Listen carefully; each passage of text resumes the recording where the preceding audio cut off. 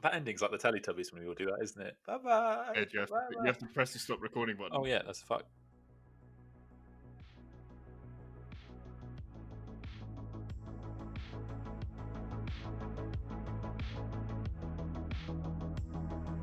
Miniature soldiers, big opinions.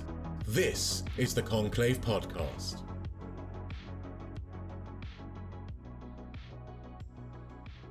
Hello everybody, welcome to another Warhipster hosted episode of the Conclave 40k podcast. Yes, the last one was so much of a disaster that they decided to let me come back and do a second one. We've got the whole gang here today. I'm just going to go from top to bottom on my screen. We have Rich. Yeah, I'm on top, boys. And Hello. unlike last time, we also have Adam. Hello there. How's it going? Yeah, we're all good, I think. We've got Ed. Hello. And we've also got Alex. I can't believe you stole hello there from me. That was like my thing. It was Obi-Wan Kenobi's thing before you. Come on now. Yeah, and I did it as an homage. That's a name I've not heard in a long time. How are we, gentlemen? I'm a bit disappointed Alex is on the bottom. Good. I'm excited for this. This one sounds really fun. You think this one's going to be fun? I do. Yeah, it's going to be a good episode. A good feeling. And Rich is like hyper, so he's obviously had a brownie or something. So this can only go very well. By the way, we've got a brand new Twitter account. Nice. Where you'll be able to see, things we're doing up to date in less than, is it 240 characters? Yes. Yes. Yeah. Interesting. I don't think Adam could formulate an opinion in less than 240 characters. I don't know. Adam's actually the most active on Twitter out of all of us.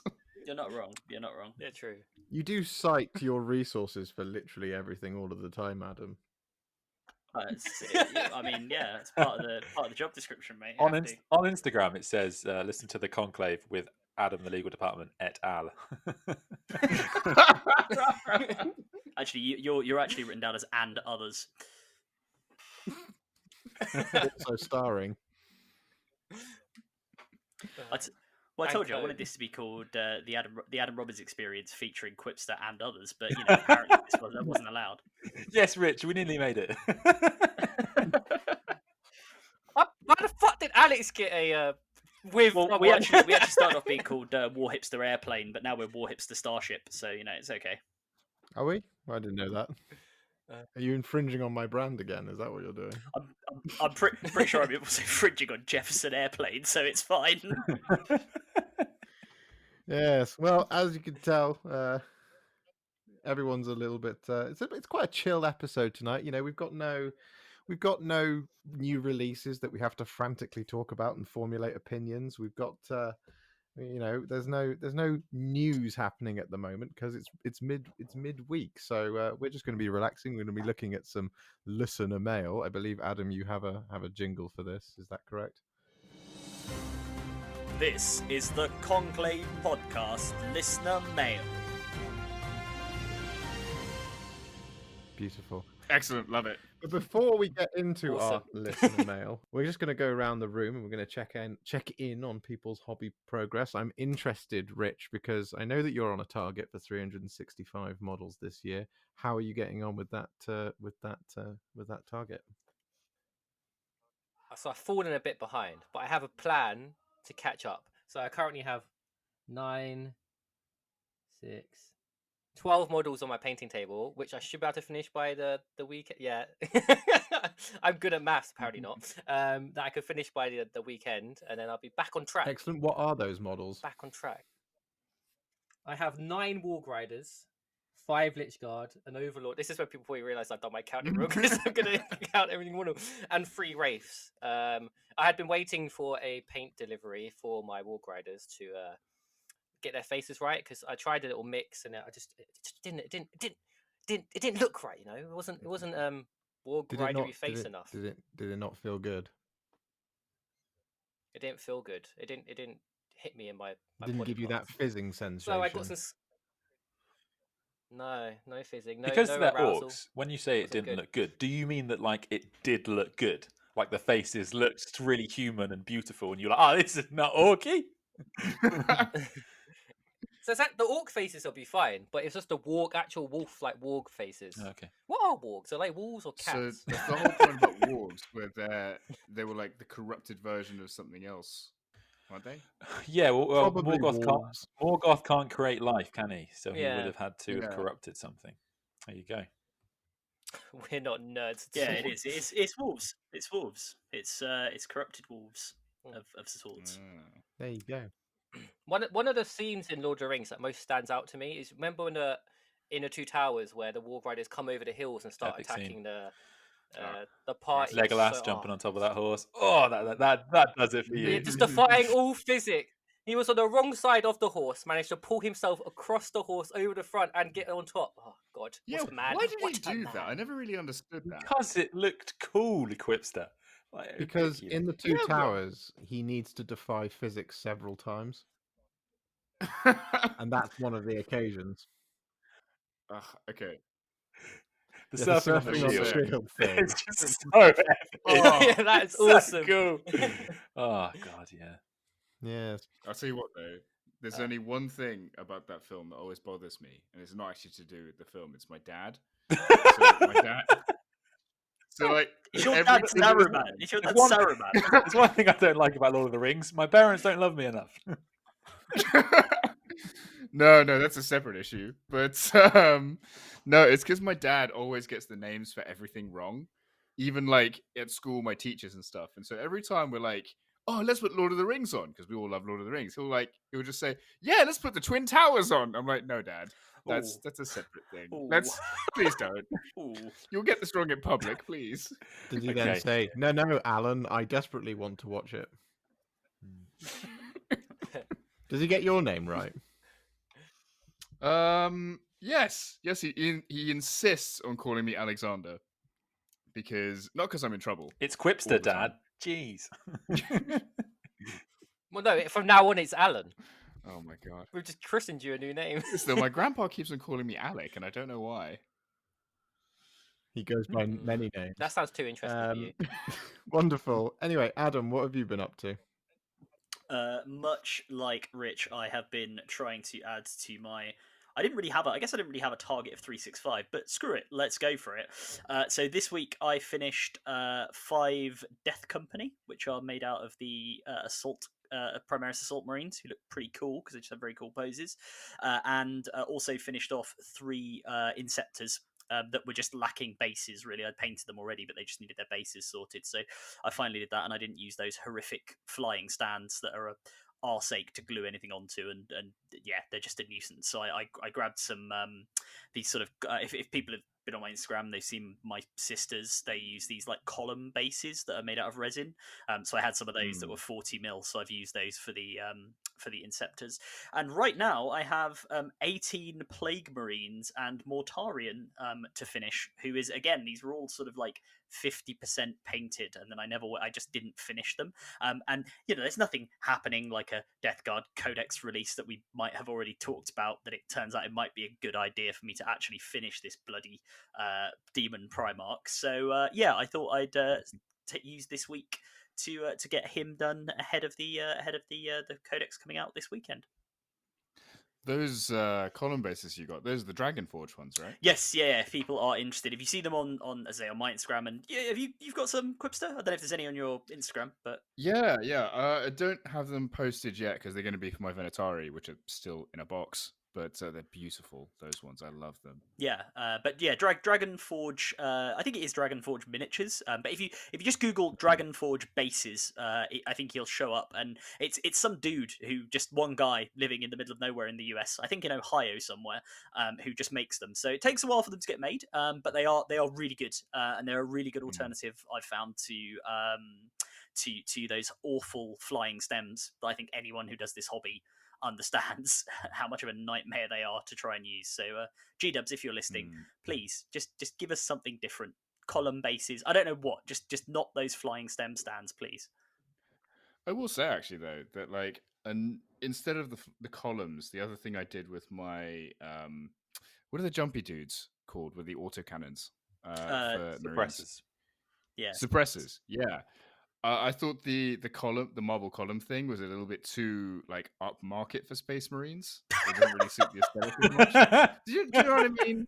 Because you can imagine custodians fighting in like a ruined marble palace or something. Can't really imagine. Allegedly, they only exclusively fight in high class, upper class war zones.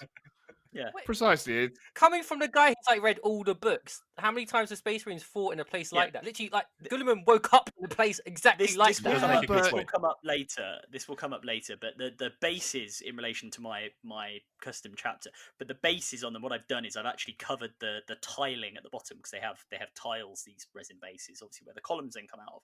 On the sisters, obviously the tiling gets retained because they also have tiled bases, and they're supposed to be, I guess, in some sort of ruined cathedrum of the ecclesiarchy. But the Marines, I actually just covered them over with Martian iron crust, the one that's like lumpier, the one that's the thicker paint.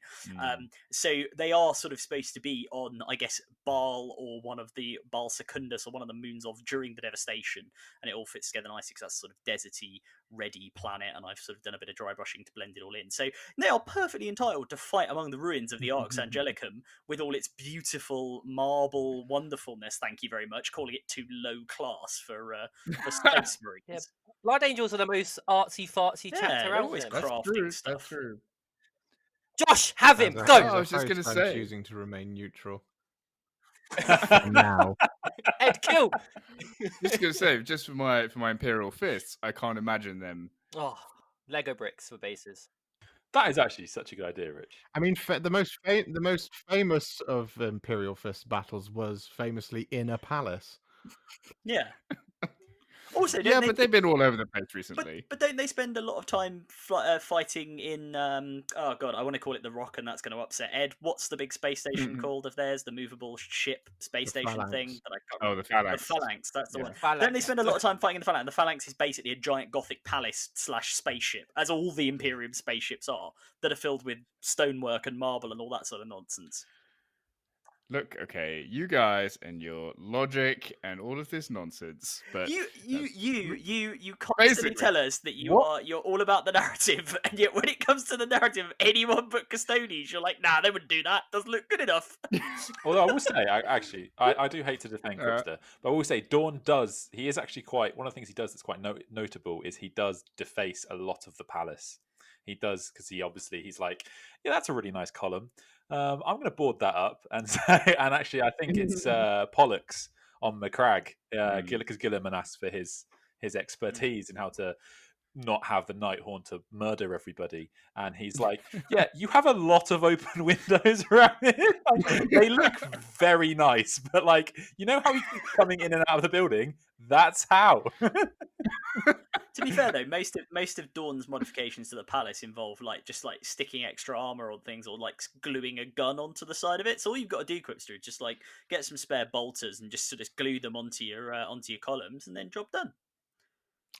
well, talking about a more utilitarian aesthetic, basically what I was going to say is that I put the jumpy dudes on resin barrels instead.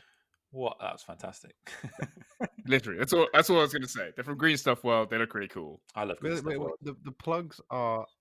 So we've plugged Twitter for the Conclave 40k podcast, and Adam, you plugged your own Instagram, I think 3 times. So we're on 4 now. We've for conclave related stuff. You've now plugged. What was the base place people called Dragon something? I think it's Dragon Forge Design. Dragon you Forge Design, plugged them twice, and now Green Stuff World. So there is an external provider, one more that you can plug, and then it's even. But I want to keep a nice even keel of plugs, right? So if when I come to you in a minute, Alistair, you you plug another different company, you've got to plug one of your own Instagrams or something as well, just to keep it nice and even. Okay, are we all cool with that? Just before you do go over to Algernon down there, I just want to say, anyone listening, as you can see, we get a lot of plugs in. So if you would like to sponsor the Conclave podcast, please contact us. Please, we need it. Please Give us money.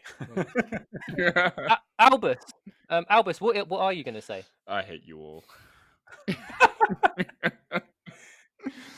Alejandro, go on. No. So yeah, wait, are we just like moving hobby progress onto me now? I haven't asked you the question yet. Rich is You had your asking you the chance. question, but Rich, once again, if you'll remember last time I hosted one of these, you are not hosting currently. It's up to me to pass the torch over to the other members of the podcast. So, yeah, I apologize, God. You are I forgiven. apologize.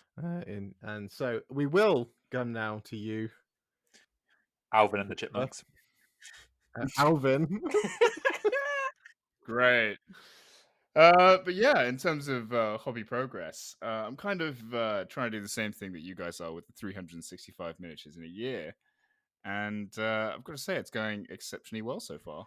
So you finished one. Wow. No, I'm actually repainting the bases on 10 miniatures. Does not count as painted miniatures. No, but in all seriousness, I'm counting this as hobby progress. For months now, realistically, Josh has been battering me like, get a glass case from IKEA. It looks really cool. You must have it. Have all your stuff on Literally display. haven't. I mean, you have. It's just I remember you have. All 4 models on display. You have weird dreams, Quipster. Hey, there is more than 4, but yes, I finally got the glass case from IKEA, and I put everything out. It's all on display, and it looks really cool. If anyone's interested, it's the Detolf from IKEA. That is a plug. So go on then. 'Cause IKEA needed a plug. Plug a conclave thing. So my Instagram is @QuipsterNerd. That counts as a conclave thing. So selfish. You had me or Ed. You You can plug yourselves. Josh. You had Adam. Oh, I missed my chance. Well, I do think it looks Yeah. really cool. I know Josh will be well aware. I'm a big fan of his red carpet in his room, which I can actually currently see for listeners, because we're filming this on Riverside FM. Another plug for you there, Josh. So it's really cool for me, Quipster, to be able to see that now you have a yellow carpet, because I can see both, which is awesome. Because I don't have a green carpet at the moment, or a bone carpet, or a black carpet, because I don't have a cool glass cabinet. Because so I feel like I'm feeling the unbalance here. So come on, we need a conclave plug to go alongside your Riverside plug. and you can follow Rich at RezzaPrime on Instagram. Ed, if you were here right now, you'd be naked. That sounds like a threat. I recall our conversations about the IKEA cabinets, Alex, and I remember you asking me about them, and I said, "Yeah, they're pretty cool." And then I also remember many of my berations of you was the things like when you say, "Oh, I like to keep all my miniatures in my cases," and I say, "Well, what's the point in that? You can't see them." And then you would be like, "I just find it easier that way," and like, I like to magnetize the turrets on my tanks for storage because I don't want to put them on display. And then we started talking about the cabinets, and you asked me several times about the cabinets, and I said you should get one, fine. And you were contemplating getting a second one, and then you said that you wouldn't get a second one. I said that's fair enough because you probably barely fill the first one because famously you've only painted about 75 miniatures, and that is pretty much the extent of the conversation that we've had. I also recommended that to make the build easier, that you have a second person help you, and then you passively aggressively every time you've talked about the IKEA cabinet gone totally doable by yourself. No, hang on. There's nothing passive aggressive about that. That's only me aggressively saying that you only need one person. Ed, can you mute people because you're in charge of the technology of this? I don't know. I don't think so. We'll have to figure this out for next time because I feel like it'd be a really fun podcast if we just muted Algernon down there. So what we'll do is we will head over to. Are you done with your hobby progress? Well, I guess I am now. Oh, have you got any more you want to talk about? Go on, Alfredo. No, I was just gonna say, like, it has actually bothered me for a really long time. The bases on the custodians that I'm repainting at the moment, just because when I first started these custodians, they were my first army back in the hobby, and I didn't realize that I was going to use the colors of the tiles to denote squad markings, and so a lot of them were kind of like wrong, and they just weren't particularly well painted, especially compared to the stuff that came later. And it was always like this thing that was at like the back of my mind that I always wanted to change. So yeah, it's been really nice to like actually get back to it and Your bases like, get them to where I are want. painted better than any of my models. Hearing you say you're not happy with them just breaks my heart. Yeah, I will say you've done a great job, Aaron. Yes, really. prick, Alex. Thank you. But Ed, I mean, Yeah, it's a 5 out of 10. Solid 5 out of 10. thank you. But it's just like if you compare like my early stuff from the Guardians to like the Terminators, for example, they're just like completely different, even in like the style in which they're painted. So just for everything to kind of match up properly, it's nice to have like a more uniform aesthetic. But also, Ed, like the bases that you've got, especially with the cutout leaves, those look so good. Yeah, no, that is my best piece of hobby advice. If anybody ever wants advice for how to Warhammer, buy leaves from Green Stuff World. They just look amazing. They're just, I don't know why they're not used by everybody. I think they're the coolest thing ever. They're just so cool. Talking of Green Stuff World, I follow some of Adam. I was gonna do a plug, but then I pissed it out. I follow some of Adam's advice and bought some crystals. Oh, those are good. To put on my Necron bases because they're all like light blue. So I've got the sort of you're going for the blue ones, right, to match your scheme. Yeah, I've got Yes, the Thank you. Good to see you finally acknowledging. No, so I've got the green ones because the same thing. And yeah, they're a really like quick way. Along with and this is not a plug because it's not directed at any one company. Along with tufts of various kinds. I've got the little. With my garden. Just go and harvest some tuff from a nearby public park. No, don't do that. You'll get in trouble, presumably with your local council or authority, depending on where you live. No, so you can buy the little like grass tufts, and you can get them obviously in like the ones I've got like what I think one's called Deadland. The other one, you know what? You probably can buy them at Hobbycraft because they're the kind of thing that gets used for model railways and stuff like that. And they're just like self-adhesive. That's literally where I went to look for Ed and like when he was talking about farming, like hobby chain and stuff like that. And there's a lot of ways to make a really good looking, like really simply a really good looking base. If you just like grab a few bits and bobs that you can stick on it, rather than just having a plain, pretty boring plain bit of like soil. I will say actually, the talking about model trains, I honestly think model trains or people in that hobby are like light years ahead of us when it comes to like basing and scenery and all that kind of stuff. I mean, they're all playing with Steam engines, so theoretically they're not light years ahead of us. They're a good few years behind us. But he got you there. It's true. He did get me there. But also, it's, for example, ladies and gentlemen who are listening, we're a train podcast now, so welcome aboard. I do have a train set, a Hornby train set. Cool. And You've done two now. Awesome. Come on. Hobbycraft and Hornby. What the fuck are you doing? So I'll do the plug. You can follow the Sandman Hobby on Instagram and on YouTube for some top quality content.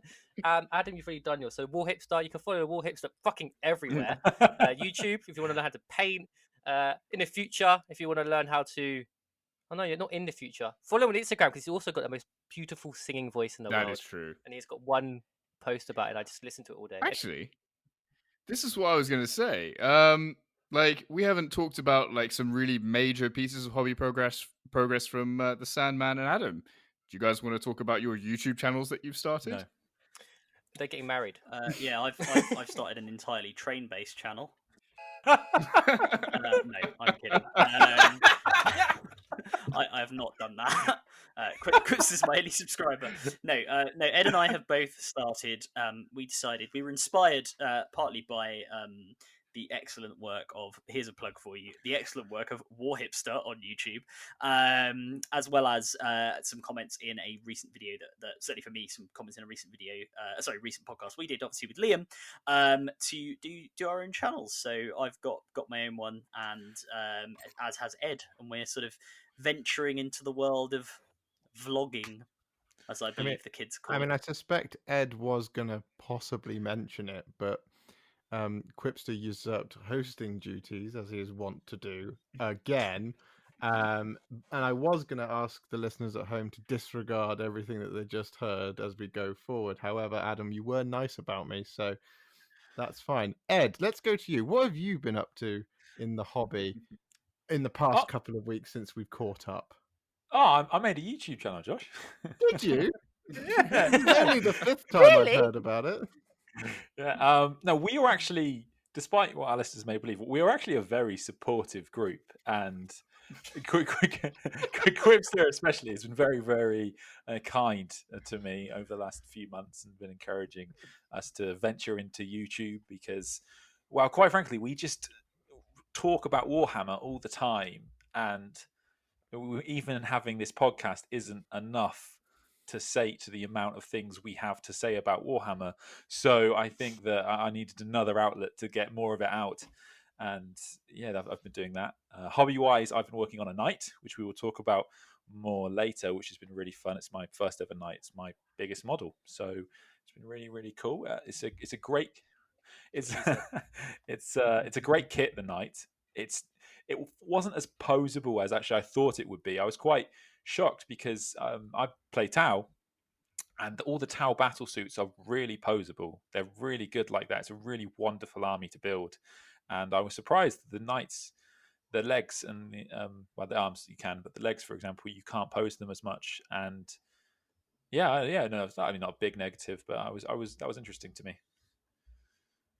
I mean, what was the thing you wanted to make with them first? You realized, like, I can't. Well, I have this plan, and I might still do it because Josh, as listeners will be aware of, is a really big narrative player, and we've talked a lot about making narrative battle reports if we ever went that kind of way. And I have this. I really like the idea of making a Genestealer Cult Knight purely for just narrative play because you can't technically use it in the game, but it requires a level of modeling that is currently above me. It definitely seems doable, but there's also a second reason which we will discuss later as to why I didn't go down that route, but I might do one day. Is it the Rusted Cog that's basically an AdMech Genestealer cult? The Bladed Cog. Yeah, Bladed Cog, Rusted Bladed Claw. Cog. Yeah, it's really good. You get some, if you type in Bladed Cog, Genestealer Cult Army into Google Images, you get some fantastic results. I saw one earlier, actually. It's like aberrants mixed with breaches. It just looks so cool. I like how your idea for a knight is so serious and like really fluffy, and then you gave me mine, and it's just completely stupid. I'm actually worried for a second there that I actually said Bladed Clog, which is something very, very different. I think it's better. It'd be what would that be? Yeah, that would if be you have a bladed clog. If you... Yeah, and the other thing I painted this week was an Alpha Legionnaire, which is going to be my second video out on YouTube. And if everybody could please like that video, because my plan is to get more than Josh gets. So just make sure, come on, everybody, you got to support me in this, right? Okay. Arthur will support you. All three of our listeners will be right there. Yeah. Thanks, guys. Thanks, Mom. But I mean, this is the thing, like, and this is one of the reasons I've been so encouraging of like all of you guys to do more on YouTube and to put more content out, because Thanks, man. honestly, I mean, Josh, you don't need any encouragement from anyone, but you've totally nailed this. But like for everyone else, man. like I was like, Naked. but everyone else, like I wanted to say, like, you guys are very charismatic people with interesting opinions, and all of you have great screen Keep presence. it off I the just swear. podcast, mate. Come on. It's true, and like that's why I want to see you guys put content out. Anthony, would you put your clothes back on? But yeah, that's just my take on the situation. Thank you. That's very No, nice. yeah, I must say, we are actually quite a supportive group outside of the podcast. It's obviously been quite a tough year for everybody, so it's been really nice having this group. Yeah, Yeah. Our mockery is purely for effect. Like we love each other really dearly, I would say here, and we regularly talk or outside of the podcast on various apps that I won't name lest it be a plug. Yeah, no, I agree. I'm going to echo exactly what Ed said there. I think Quipsy, genuinely, your sort of support and encouragement for going forward and doing this has been really good. And yeah, I don't think we would have taken that sort of step to start it without that, to be honest. So it's good. It's good. Support your fellow hobbyists, people who are listening. Support your fellow hobbyists, especially in these crappy times. Quipster, when I start, I'll make sure to bring you on so everybody knows how good you are at COD. Yeah.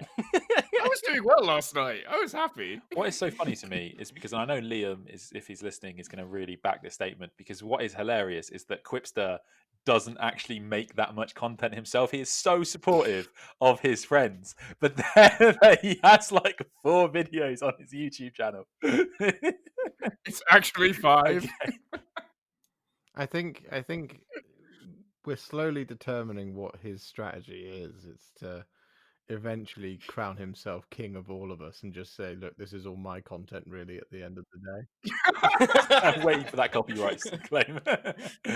He's gonna be like an evil music producer in like a 1980s movie, like sat there with a cigar, being like, "I own you, and there's nothing you can do about it, Warhipster. You're mine, and without me, you ain't got nothing except like 10,000 followers." We've got a good combination here because you've got Alex encouraging us, and you've got like Josh is like our guru. I thought you were going to say Josh bringing us down. That's like it. Quipster brings us up, Warhipster brings us down. You've got to keep that balance. Oh shit! I want you all to be very, very grounded. It is a harsh dog-eat-dog world out there, where only the strong survive. Excuse me. We are well aware that on the internet can be a dark place. You know, we as you know, Warhipster, because you're there with us. We play Call of Duty, and you know, I learned a lot of things about my mum from Call of Duty from various 14-year-olds. So you know, Most of them from Rich. Yeah. So you know, it's fine. We're used to it. I will say, I'm nice to you lot. It's the enemy I'm bad to. I will say for our listeners who don't know this, who have never played Call of Duty with us, Rich is like the most hilariously aggressive player I have ever seen, and it's amazing. I mean, I've been banned enough times. So I'm not even about to have a defense for that. I think you could dial it up by maybe 10%. I would like literally be throwing. I don't want to admit this, but I don't think a game. I told Alex this once, but I'm gonna admit I got so angry at a game of FIFA once. I punched my TV and had to buy a new one. Come on. I mean, it's more. Just to add some context to this, it's more when you know when you finish a game or whatever, or when you kill someone, people you don't know on Call of Duty, there's a bit where if you have the settings enabled right, you sort of hear the person you've killed for about like, or they hear you for like 3 seconds, and it's when You can hear each other. and it's when we'll all be, you know, sneaking around the map trying to be all tactical, and then all of a sudden we'll just hear from Rich like a couple of expletives like "F you," right? Yeah, I'll be like, "Rich, you right, mate?" He's like, "Yeah." The other guy just still could hear him. So, All right, you know, the best one the best one from Rich is he's fucking swearing at me in German. It was the other day when we came second, and the other lot were talking in the chat, and I could hear them, and I was like, "1v1 me, you all shit!" And then I realised that they had won the game, and I was like, "Okay, get us out!" Before they can reply. Yeah. Rich is actually part of the Foreign and Commonwealth Office's online diplomatic efforts. So, yeah, as you can see, things are going well. I have issues. I'm working on them. Good. That's all we asked for, and that you channel that inner angel. And you know when to unleash the red thirst, but never fall to the rage.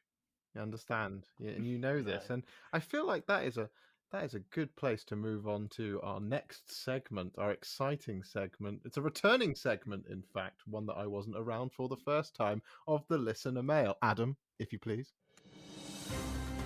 This is the Conclave Podcast Listener Mail. Yes, indeed. We have got some listener mail. Now, what I need to do is I need to unlock my phone to read it once again. But today, as I said, it's pretty chill podcast. We're going to be talking about fluff. And this is because we got this question from 7th Legion 40k. I hope I'm pronouncing that right. His suggestion for an episode was, I think you guys asked for episode suggestions. Yeah, we did. And it would be awesome to hear your thoughts on building a new homebrew chapter in 40k. Maybe a how-to, crooked smiley face. Only I have set myself this exact challenge this year, full stop. So, gentlemen, there are 2 of us. in this very virtual womb, this very virtual womb, apparently, who have come up with their own homebrew chapters. So, Richard, do you have any advice for 7th Legion 40k? I know I'm saying that like I'm being sarcastic. I'm not being sarcastic. That's the actual Instagram handle, 7th Legion 40k. Do you have any advice for 7th Legion 40k? Mr. 7th Legion, do I have advice? I don't know what I'd call it advice. For me, like, so I can tell you a bit of inspiration for where my chapter came from, and that might give you an idea. Basically, I met this guy called Josh. Hi, that's me. Yeah, me. Hi. He started talking about these people called the Blood Angels. Can we at that point cut to a dramatic reconstruction of that meeting? Yeah, cool. Yeah, yeah. Ed, you're Ed or Adam, you'll be editing. You're just this. talking Can at you me. put in a dramatic reconstruction of that meeting between Rich and I talking about Blood Angels? Anyway, continue, Mr. Prime. I'm thrown off now. So yeah, then I read some books about Devastation of Baal and Dante, and just kind of fell in love with Dante and what the Blood Angels are all about. And I thought, I want a bit of this action. And I was kind of getting a bit bored of how my first chapter. So I did the Ultramarines first, and kind of how they play. I liked the idea of running. If you just heard the story about COD, I like the idea of running in and being really aggressive. And I thought Blood Angels fit me quite well. So I decided it'd be a good idea to come up with my own chapter. And then I kind of just went with a color scheme first. So I just kind of played around, and then I settled on a color scheme with grey and red. Crazy. And then kind of just built it from there. So just from reading the books, I kind of got a history of what the Blood Angels are like, reading some of their codexes, which are really good source material to find out how a chapter works. And then for inspiration for a name, which is probably the most important part of doing a chapter, is coming up with a cool name. And at the time, I was watching Sharp, and then they were talking a lot about this thing that people do called the Forlorn Hope, which is when you're like a vanguard of an army attacking a position. They're called the Forlorn Hope because you're going to die probably when you do it. And I thought, that fits the Blood Angels really well. So my chapter came out the Forlorn Angels, and then now I just realised I'm probably rambling quite a bit, but that's kind of where it all started, and how I got to a point. And then I've kind of put a lot of time and effort into copying a bit of what Albus does, and Alex, sorry, does, and having a spreadsheet and recording kind of certain models and characters deeds, and it's kind of just I don't really think my advice is there's no wrong way to do it. There you go. To answer that question. Adam, help. Would you like to provide a counter argument? Well, first of all, I just want to say to 7th Legion 40k, that's a great question. And it's great that we live in a country where we can ask questions. Next? No, I'm kidding. I will actually give a substantive and not a politician's answer to that.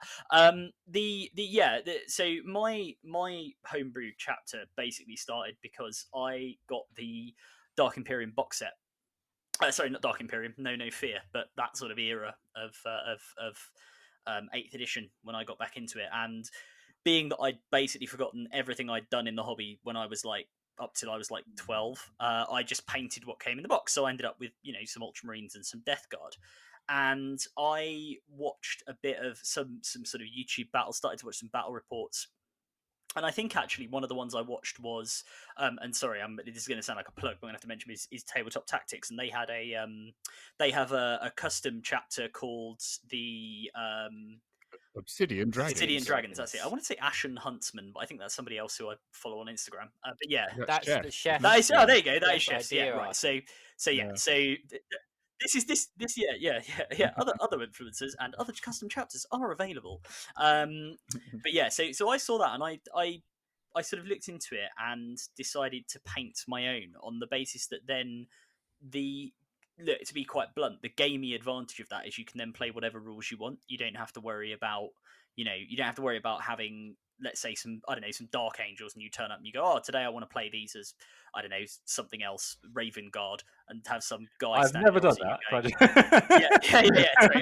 Sorry, but you have someone opposite you going oh, you can't do that because you painted them as the third company of the Dark Angels, and it just all gets because some people will do that. And I also wanted to do something that looked a bit unique rather than having the same color scheme as lots of other people. So I actually went with a sort of purple, red, and silver color scheme. Also, because there's not many purple Marines out there, which I thought was quite cool. The underlying theme was basically Palatine, as in the Palatine color being purple, color of the Palatine Hill in Rome, and the sort of senators. And if anyone here, I didn't, but if anyone here went to Durham, they have a whole thing about sort of Durham Palatine being the color of the purple that they use. So it's a name associated with the color. And also, a palatine was a sort of minor judicial or a sort of mid-level judicial official in sort of various medieval places. So that was kind of a vague link to what I do work-wise, which was what I do work-wise, which is kind of interesting. So I created the color scheme first, much like Rich, and then just sort of worked on the fluff. And as I say, when I was deciding to be an absolute Captain Brie cheesemonger, I absolutely took them as playing the Iron Hands rules when they were at the height of their power in 40k. I have learned my lesson from that. I have repented. And much like Rich, actually, Josh was talking to me about the Blood Angels.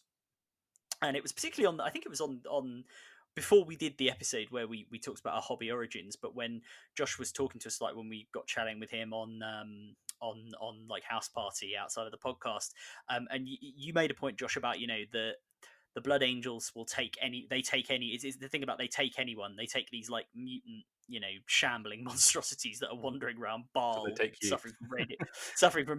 Well, this is what I'm about to get to. Suffering from radiation poisoning, and they make them into the Space Marines. They don't start with the perfect, and the idea is that anyone can aspire to be. Obviously you have to pass the test, but anyone can aspire to the Angels and to become a Blood Angel. And I sort of thought I quite like that. That's quite a cool, like basis on which to build a chapter.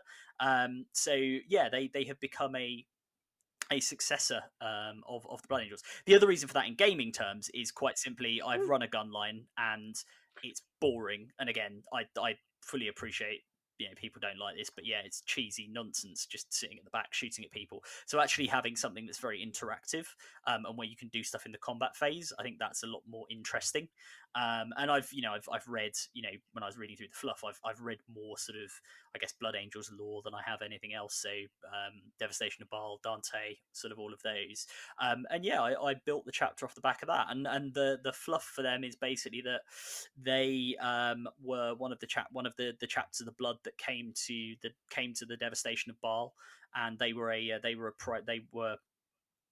basically there and have had their numbers depleted, and now they have been reinforced by the Primaris. So they are depleted, effectively wiped out. So they are a largely Primaris successor chapter. So they're a sort of result of the aftermath of the Devastation of Baal, and now they are wandering around the Red Scar hunting down Tyranids. And it's good because I also have a Tyranid hive fleet that I'm working on as a custom force. So that's the sort of fluff behind them. I mean, in terms of like how to do it, I take maybe the wrong approach, which is I think start with a color scheme, because that's like the easiest way to do it, like visually, right? Is you find something you think that looks cool, and then from that work on the sort of background fluff around sort of what chapters do they most relate to, or maybe they don't relate to any chapter. Maybe they're going to be an unknown founding, and you can just use the successor rules. I mean, there are so many tools in the game these days that allow you to build something that is your own. And if you do want them to be a full successor of the Dark Angels or the Blood Angels or the Space Wolves, you can do that. It's fine. I know it's a really lame answer, but effectively do what you want, do what looks cool, and do what you enjoy. The codex has so much inspiration in there. It's so sorry, but my like Adams with the fluff. Mine started off with reading Devastation of Baal, and I decided to do my chapter has been reinvigorated since the Devastation of Baal and the reinforcements they've received. But the way the codex has the successor rules, if you really wanted to really stretch it out, you could use those to inspire what your chapter could even be like. It's so cool nowadays. As you alluded to earlier, I've dabbled in a bit of music. And so one of the things that has often been asked of me whenever I've written a song is people have asked in the past of how do you write a song? Like, where do you start? Do you start with the lyrics or do you start with the music? Now, the answer to reinforce what you're saying, Adam, it changes. It absolutely changes every single time. There's no right or wrong way to start with any kind of creative project, particularly something that you're coming up with from scratch. the best way to start doing a homebrew chapter is think of the craziest fucking thing you want to do and just go out and do it. There are no limits in 40k, which is wonderful. You can start with the name and it can be the most ridiculous name, or you can start with a color scheme and it's the most ridiculous color scheme, because there are ridiculous color schemes out there. Whenever I have these kind of conversations of, around model design, about how like this is supposed to be a stealthy man and he's wearing full plate armor, and you go, okay, but it's 40k. Come on now, it's all the thing. Like, if you want modern military stuff from the Space Marines, then you've got a lot of questions that you need to start answering. Like, you wouldn't just wear all red unless you were fighting on Mars. You wouldn't just wear all yellow unless you were fighting in the sun. You would wear camouflaged power armor. So ultimately, I think the best place to start with a homebrew chapter is write down all of your crazy ideas and then just go out and try them. And then whichever one sticks, see how much shit you can throw at it until it sticks. And that's the thing that you move forward with. And whatever you do, it'll be awesome. That's something that really really helped was Alex asking me a lot of questions about my This is chapter. what I was about to say, actually. Go ahead. Alex. So I had this conversation with Liam a while ago, actually, because he wanted to create a custom chapter for DCTV, and he was like, "Oh, dude, can you help me with this?" And the thing I realized, Name drop. the thing I realized about creating a custom chapter is there are two things. One, there are a whole bunch of questions you have to answer for yourself so that you can understand the context for that chapter. And the other thing is, and I'll get back to what those questions are in a second. And the other thing is that it's very, very easy. And this is something I found with Custodians as well. It's very, very easy to put your own custom chapter, craft world, whatever, on this pedestal and say that they're better than everyone else. I think there was an easy thing that I think people used to do when I was like a teenager and in the game. They'd be like, "Oh, and the Emperor got off the golden throne and blessed this chapter master who was, and all this like nonsense." And something doesn't have to be the best or the most excessively powerful to be interesting. And I saw there's an interesting interview that Aaron Dembski Bowden did quite recently, where he talks about his book, Spears of the Emperor, or Spear of the Emperor. And he basically says, look, the reason the Spears of the Emperor are baby blue with white helmets is it's because it's the most generic color scheme I could possibly think of. And the reason for that is because you can look generic, but be extremely interesting. And the way he expresses that isn't by saying they're the most powerful. It's by the relationship the chapter has with the inhabitants of their homeworld, the relationship the chapter has with other chapters surrounding it, the traditions of the chapter, and like the armor they wear, the embellishments they have, all that kind of stuff. And this goes back to the questions that I was asking Rich and Liam. And those questions were, okay, are they fleet-based or homeworld-based? And that determines quite a lot of the character of the chapter itself. Like, are they guarding a place? Are they a crusading force?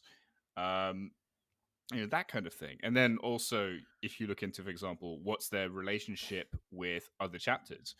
Are they a crusading force that's being punished by the Inquisition? Say, for example, like the Lamenters. Are they a force left behind by Gilliman after during the Indominus Crusade to guard a certain sector of space, like that Space Wolf successor chapter that's guarding that demon region in the beginning of the book, or in the beginning of the first what's the name of the book? I can't remember. Dark Imperium. No, Dark Imperium. That's it. Okay. Yeah. So like answering those questions, and then like the more basic ones is ones of, okay, is it codex compliant, and is it not, and if it's not, why isn't it, and if it is, how codex compliant, and why is that? Answering those why questions is the most interesting and most important part, I would say, of creating any custom narrative.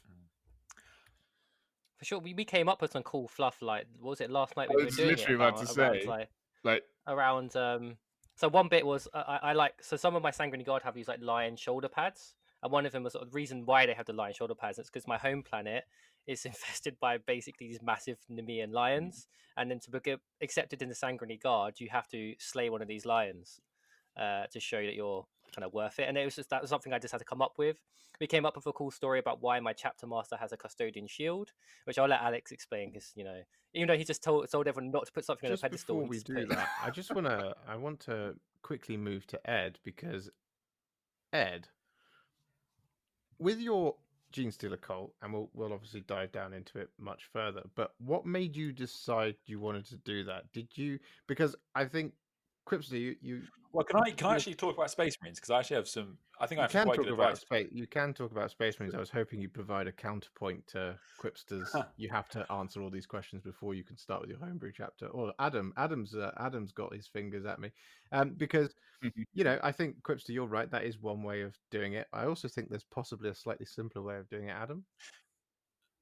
Well, all I was going to say as a counterpoint. Sorry, and Ed, by all means, to get your advice on the Space Marines. But all I was going to say as a counterpoint is, you don't, and this is not being negative, but you also don't have to do all this stuff, right? Like when I say that, shut up, you. When I say that, the point is, right, building a custom chapter or a custom army, whatever it may be, you can take it as far or as little as you want. And I think the problem is that sometimes if people hear this and they hear, oh yes, I have, like let me give you an example, right? Quipster, you have, and I'm sure you'll talk about it later, I know you have a spreadsheet in which you document the adventures of your custodians, right? And it is very cool, and I love it, and I think it's very narrative, but you don't have to do that, and I applaud you for doing so, but I think that sometimes when people hear all this vast narrative that people have created for their armies, where they've really put effort in and they've converted every model and this, that, and the other, and especially if you're new to the hobby, you'll sit there and go, oh, Jesus Christ, this is a hell of an undertaking, which is why my sort of counterpoint is, if you just start with a colour scheme, and this is applicable to Space Marine chapters, it's applicable to Tyranid Hive fleets, it's applicable to any army under the sun that is your own, and then you build from there, and then over the course of, however long you have that, use that army for, you then build up your own fluff.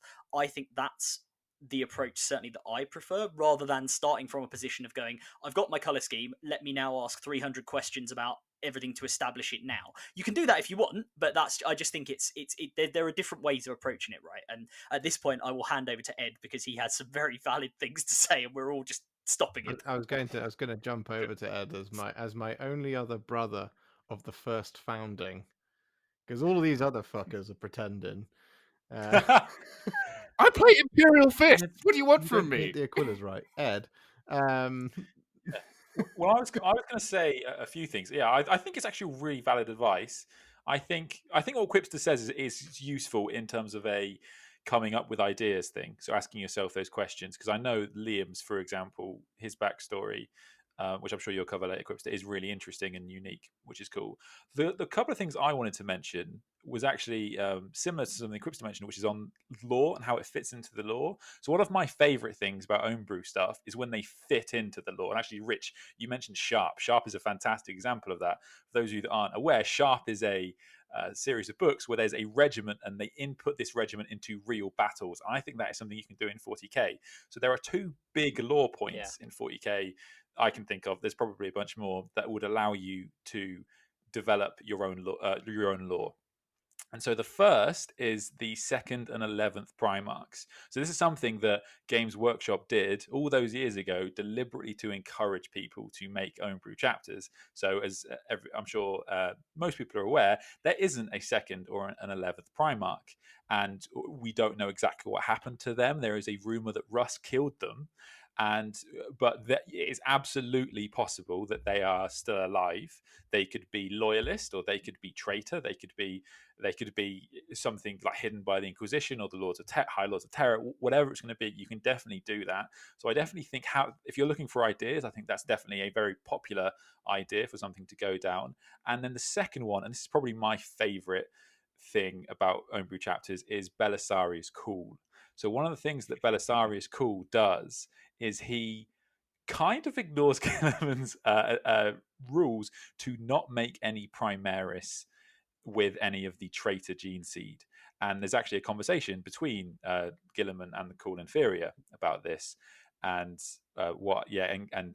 Cool basically says, well, there are Ultramarines that turn traitor. Why don't we make a loyalist world eaters or whatever it's going to be? And Gilliman's like, no. But then we find out that there are chapters like Sons of the Phoenix who are purple and look very similar to the Emperor's Children. So it's highly hinted by Games Workshop that Cool has actually done this. So I think if you're looking for homebrew chapters, I think Traitor Gene Seed is a really fun way to go.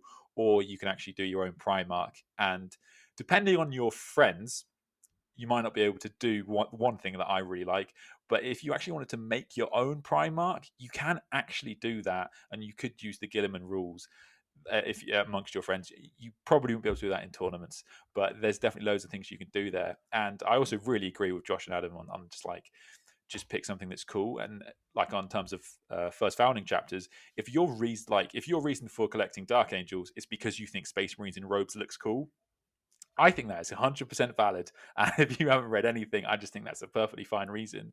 And so one of the other pieces of advice I would probably give people if they were looking to start an homebrew chapter would be to go onto one of the third-party websites and see if you can find a weapon or a piece of war gear that they use and you're happy to build around, because you see this quite a lot on places like Instagram.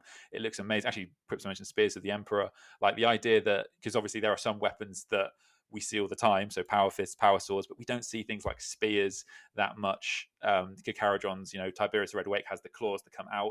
If you can see maybe a third party bit that's really unique and cool, and you can fit that into your army, I think that's awesome. I think that's really cool, and I think could definitely spur on some ideas. And there's no reason you can't do that as long as you were, what's the word I'm looking for? As long as you use the same thing to mean everything. So you can't say these spears mean power fists and these spears mean swords. What's the word I'm looking for there? There's nothing cooler than consistency. That was the word I was looking for.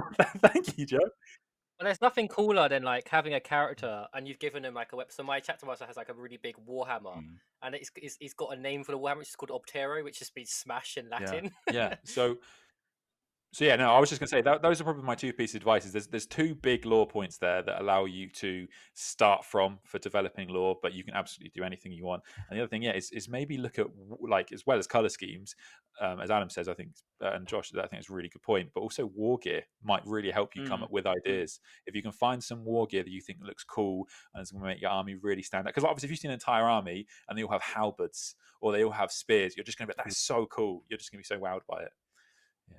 I mean, the thing I was going to say as well is almost as a counterpoint to myself, because as Adam said, essentially what I did previously was talk about quite a hardcore, very in-depth narrative setup for a new chapter or whatever, and it sort of got me thinking, well, there's two ways of doing it. You can go narrative or you can go themed. And I really enjoy the idea of doing a themed army rather than a narrative army. And what I mean by that is, like, Hello Kitty Marines. I'd love to see that. That would be amazing. Just go on. Why did that have to Google, be your example? No, I know, but like to have that as an option, and you don't necessarily have to be like hyper serious about everything in the hobby. Just be like, you know what? I want to do Star Wars Space Marines because I can. Like, that's something I'd love to see again. Or, like Hello Kitty Marines. I just googled it. There are a lot of results for Hello Kitty Marines. Yeah, exactly. Or, there's a hobbyist we know in London whose name escapes me right now, but he did cosmonaut themed Death Guard. Oh, you mean Ollie? And Ollie Mizik, that's it. That army looks amazing. Yeah. Or just these kind of crazy ideas, and it doesn't have to be super serious, and you can just explore the boundaries of it. And I think that can look fundamentally amazing. I think there's for something like, so let's go with Hello Kitty Marines as an example, right? You can make Hello Kitty Marines 40k and serious if you want to. You can say that this was these were a section of the unnumbered suns that fell upon a world that was in the grips of a demonic incursion from Slanesh. But because of With the fluffy but kittens. the local population had previously already been dogged by a Xenos beast that were large pink feline creatures, and Slaaneish's influence turned them into grotesque versions of themselves. And so the chapter spent 20 to 30 years fighting them, and they discovered that the best way to get close to them was to dress in the same way as them. Hence the reason they adorn their armor with kitty ears and love hearts in order to fool the enemy. And they've just taken that forward as a sign of honor and respect for the fallen against the Hello Kitty Josh Marines. painting tutorial coming soon. Brother, you look super kawaii. No, I love it. No, what I was going to say to add, and this kind of goes off Josh's point and off something Ed said about the lore. The thing to remember about the lore of 40k is it's fundamentally unbelievably mutable, right? It's not fixed. And bonkers. It has changed. It has evolved. It will continue to do so. And the other thing, and I mean this in a serious, in lore, in universe kind of way, is that the timeline of the Imperium and history is not established. The warp in the Empyrean causes time to differ wildly across systems. Histories are unknown, technology is lost, and who knows what mysteries lurk in this galaxy's darker places. But in all seriousness, in the universe itself, to actually go into a semi-serious, if you ever get somebody who tries to play hobby gatekeeper with you and sort of says, I don't like your custom chapter because actually this particular cobalt blue colour you've used on your armour isn't found in the Stygian system, according to what I've read on Lexicanum. If someone tries to do that sort of nonsense with you, which, look, let's be honest, there is an issue among, not the 40k community particularly, but just among sort of anything that's kind of nerdy, you do get people who do try and gatekeep it. You can quite happily make the point to them that, well, actually, Imperial history is largely written down by loads of different people. It's largely made up. No one really knows what happened. No one really knows when anything started. Half the time, they don't even know what bloody year it is. So if you want to do Hello Kitty Marines, you want to say they went to that Slaanesh planet and they got attacked by giant beasts and they dressed themselves up in order to get away with it, you do it. And it's allowed and it is welcome and you should do it. And I think it's cool. And don't let anybody tell you otherwise. That's my advice. And it's in compliance with the law. And anyone who tells you otherwise is an idiot. Well, to be honest, I don't think even things need to be law compliant. Like, if you want to just do something cool or paint something interesting, just do it and don't apologize.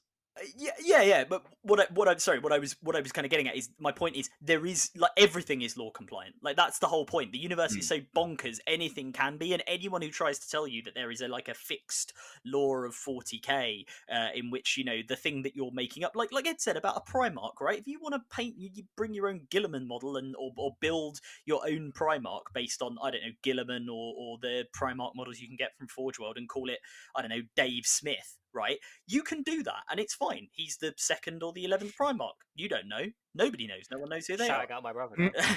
Or if you're a knight and call him Optimus Prime. Yes, don't joke with that. Adam, actually, something I wanted to ask you, because that's something I think you've done, and if I remember correctly, it looks really good. It's your logo. And that's a really cool. Oh, fun for my Space Marines. Yeah. Your So chapter, I made a chapter logo. That's based on the idea of, like, the scales of justice. Because part of the this is quite sad, really, but I'll talk about it. Part of the reason behind the purple, silver, red thing was that those are the colours of the judiciary. Those are the colours of like judicial robes in the English justice system. And so one of the reasons I did the scales of justice and, like, the sword is because that, again, it's all related to that. So again, it was just picking a theme that I thought looked quite cohesive, and also I didn't realise it was. But yeah, it is pretty nerdy.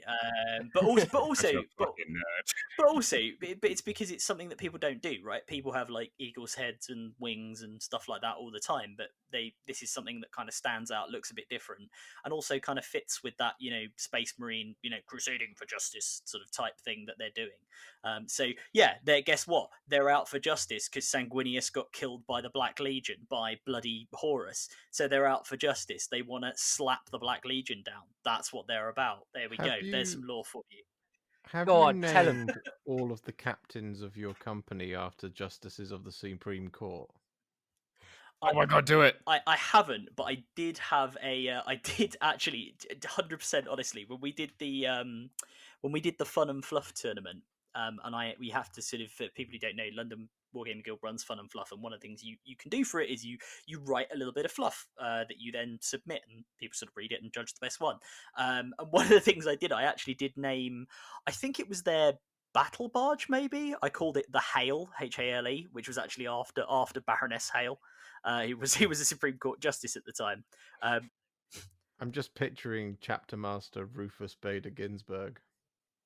I was literally about to say. With English courts, come on now. Well, no one knows any of the justices on the Exactly. Yeah, I was gonna say. Exactly, and that's a good thing. But we'll save that for another podcast that isn't this one. Next week on the Conclave, we talk about the differences between American and UK law. Yeah, I mean, so to answer your question, 7th Legion 40k, do whatever the fuck you want, I think is the summary here. Yeah. Yes. There are multiple different pathways to doing things within Warhammer 40,000, and honestly, there is no wrong and there is no right answer. I was just thinking of being taken back to a time when a friend of mine was planning a Space Marine chapter after he'd played Battlefront 1 or 2, which was the Star Wars Battlefront 2, which had that whole campaign mode with the 501st Legion. He just wanted to recreate the 501st, and he wanted to just call them the 501st. That was it. And I was like, yeah, but if you're gonna do it in GW style, you've got to change it slightly, but not enough so it's completely different. Like, for example, Sly Marbo is just. There was a guy the guy that ran the Warhammer store in Hong Kong. He had a Star Wars themed Space Marine army. Darth Vader was a librarian. They were all painted as stormtroopers, and then he had like a detachment of Sentinels as well to go alongside it. It was very cool. Oh, that's so cool. Oh, yeah, that's brilliant. I mean, I did. I think we're going to come on to this a bit later, but I actually did that for my first proper army that I started building, which was Tau, and it was a Star Wars themed army. And what I did was all the fire warriors were stormtroopers, and so they were all black undersuit, white armor, and I did the Ard coat. What's it called? Varnish. So it gave it that shiny plastic kind of look. And this is something I actually wanted to talk to you, Josh, specifically about, and that's color scheme when you're building a new force. There are certain things that I think are helpful and certain things that are not helpful when you're building a new army. And color choice and color theory to a degree and painting style are all things maybe you should kind of take into account. For example, if you're playing Tyranids, don't pick a particularly complicated scheme because you'll never finish the army. Do you know what I mean? I sort of do, but then I also think that hobby is in the eye of the beholder. If you want it to be complicated, keep it as complicated. Because there are plenty of Tyranid forces out there that are so mad in terms of the amount of effort that it takes to just paint one Hormagaunt. You're just sat there going, why? But, more power to you. Imagine how good it will look with 50 Hormagaunts all painted that exact way. But it's like we were talking about obviously, as I say, I've got this Tyranid army that's my sort of New Year, New Army thing, and I'm basically trying to do a variant of what Ed's done for his Gene Stealer cult patriarch, because that's our narrative, right? I mean, there's a good example, right? Ed had an army, I'm collecting the army that's related, we established a narrative. Boom, there we go, we got a hive fleet. But talking about like crazy colour schemes, ours is relatively stayed in its sort of Pterodon turquoise and Basilicanum grey. So again, it's quite simple, quite easy to do, but it looks very effective. But I've seen, I think it's Jeff Robinson. He had a Tyranid army that they use on. I've seen them use on Tabletop Titans, where they're all themed around, I guess, like bees and wasps. So they're all like bright yellow with black stripes, and he's got they had like scenery that goes with it that looks like honeycombs. So yeah, if you want to go for like your proper mad, complicated, spend 20 years painting Termagant scheme, you go for it. You can go for it, mate. It's gonna be great. It'll look good when it's done. I think your point around keeping it simple. Okay, so there's in my mind I picture a matrix, right? And it's a if you are attempting to do this but you want it to do Y, then this is the type of thing that you should try and accomplish, right? If your purpose of doing a homebrew chapter is that you want to play the filthiest bastard stuff, which means in order to get ready for competitions you have to paint stuff quickly, pick a quick scheme. Do you know what I mean? If your goal is to paint something totally unique and wonderful and complicated and just own every single stage of it, paint your Tyranids as bumblebees. Sometimes the two will cross, sometimes, but a lot of the time, to be competitive, you need a quicker scheme because the meta shifts all the time, right? And in theory, with all of these books coming out, the meta is going to continuously shift. Like one day, suddenly all of your 2 damage weapons are completely redundant, so you need to quickly get a bunch of 3 damage weapons on the table. So you want to paint them up quickly, and you won't be able to keep up with that meta if you're doing like a Howling Griffin's quartered scheme that is, all airbrushed and all done non-metallic metal, right? So there is a question. The question I would always ask, actually, to go back to your thing, Quipster, about the questions you should always ask, is the first question I would just ask is, what do you want to do with it? That's a really good point. And then once you've decided what it is you want to do with it, go from there. Just that's the if you want to recreate an entire 1,000 Space Marine chapter, and you want to do this over the next 20 years of your life, and you're just gonna you're just going to go at the pace that you want. You're going to go to Games Workshop once a month and buy a box of intercessors because you need to get through the 400 or 700 or whatever it is that you need to do in order to get that 1,000 Space Marine chapter. Then it's entirely up to you in terms of the scheme, the name, the lore, blah, blah, blah, blah, all that kind of stuff. So yeah, I'm sorry, 7th Legion 40k. That's probably the longest, most wishy-washy answer that you've ever got to a question. But we have a lot of other lore stuff that we want to talk about, because as Quipster has alluded to, he did a Tau army back in what presidency? Early Bush 2. Early Bush 2. It's also the name of his pornography. I want to hear more about Spud. We also have, as it has been alluded to many times, the Gene Stealer cult of Ed. And now, shut up. And now we also adjacently have the High Fleet. So I want to ask you, Ed, what was your inspiration? Like, why farmers? And I think this might help answer 7th Legion 40k's question as well, because, yeah, go ahead. Why farmers? Why? Well, Gene Stealer cults are a really interesting one if you're a hobbyist, because there is all of the Gene Stealer cult models are human and they are mining based, and all of the weapons are mining related. And there's a very good reason GW did that. That's probably, let's say the most common instance of Gene Stealer cults in the Imperium, but it's certainly not the only one. And if you're a modeler, if you're a model, then this Gene Stealer cults offer so much opportunity there. So first of all, as I mentioned, the humanoid. So the race is definitely a thing you can mess around with. So you can have a Tau Gene Stealer cult. That is a thing. There is even an Eldar Gene Stealer cult that might not be as common, but it is a thing. They can technically incept like orcs and things like that. All of these things are possible. So you can absolutely do whatever you want in terms of the race.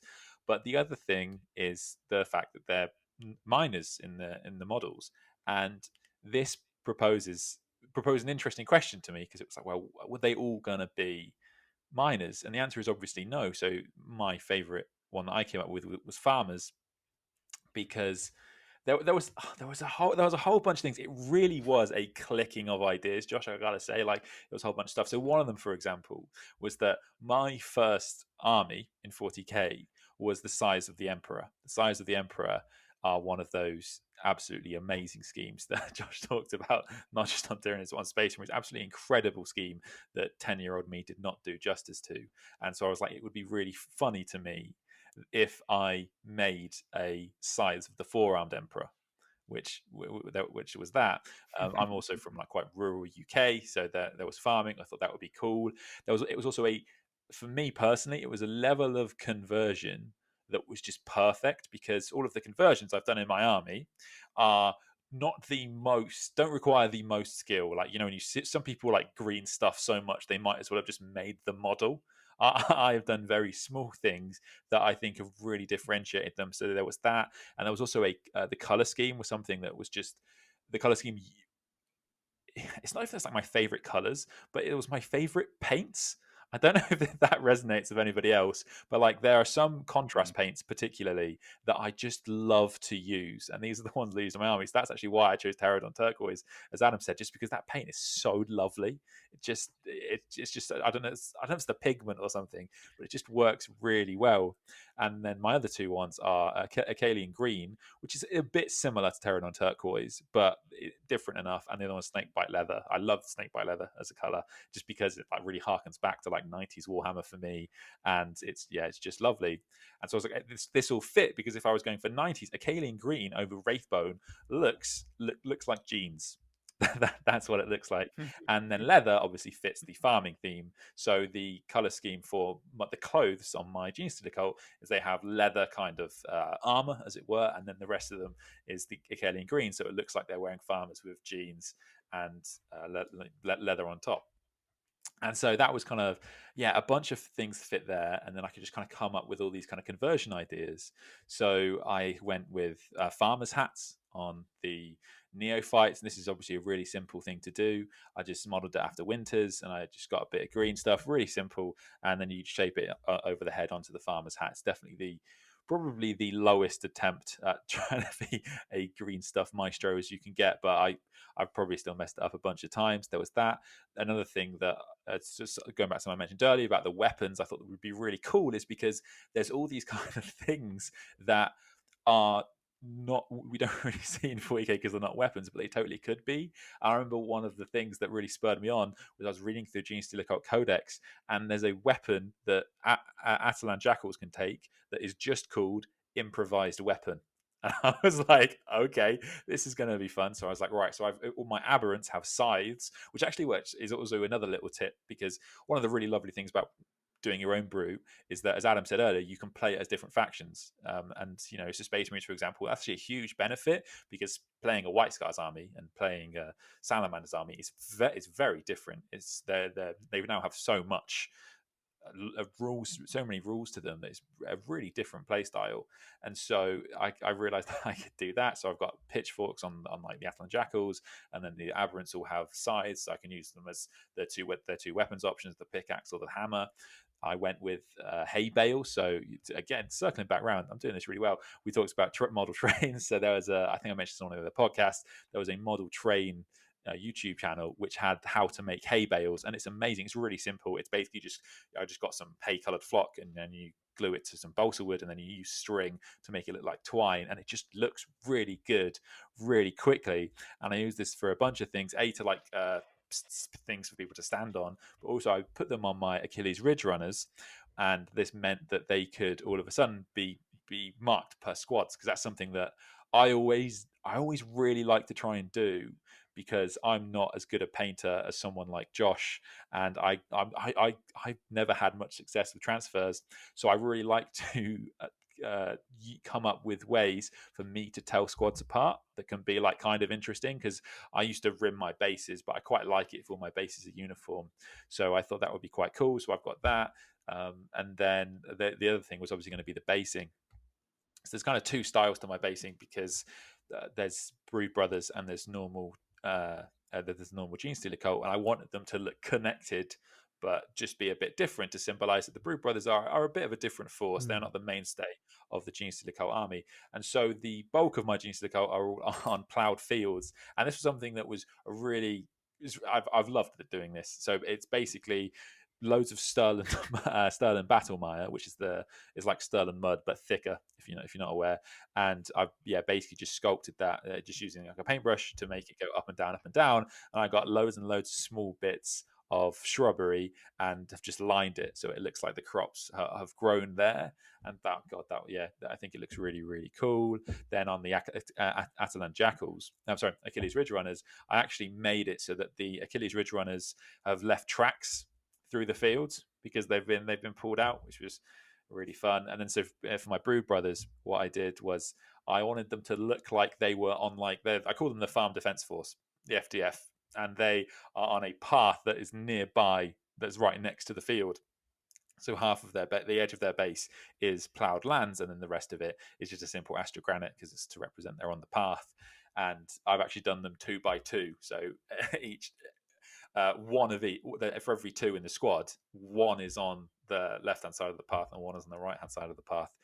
So it's been a proper labour of love, and I've absolutely loved it. And that's my and that's I think perfectly illustrates what I was hoping you was going to say, was that what happened for you was a series of moments or flashes of inspiration, and the coming up with your background was an exercise in joy. Is that fair to say?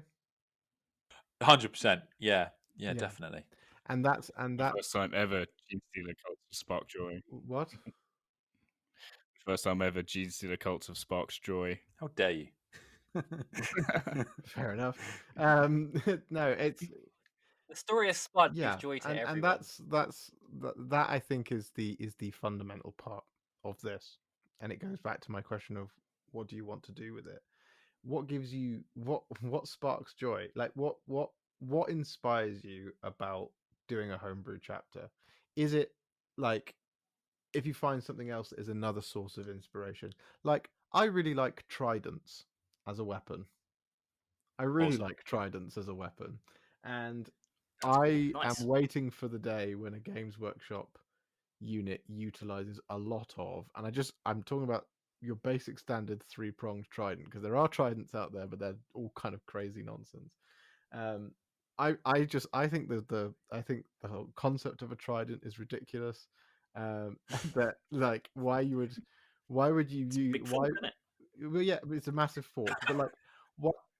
Yeah, but like what would you use it for other than ceremonial stuff? Like, do you know what I mean? Like it's massive spaghetti.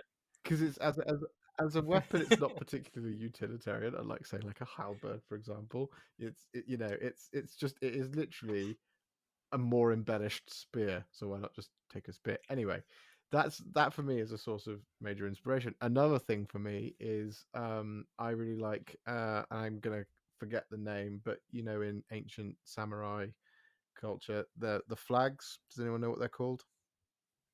Oh, I know what you mean. No, but I know what you mean. I know what you mean. A lot of people use them on Tau, actually, don't they? Yeah, and I really like those as a thing, and Space Marines have those in abundance. With in the old kits, you have the back banners, like so. With a little bit of fiddling, you could easily Sashimono. That's it. I knew it. I was thinking Hashimono, which I knew was wrong, so I didn't want to say it. But now I've said it, and I sound like an idiot anyway.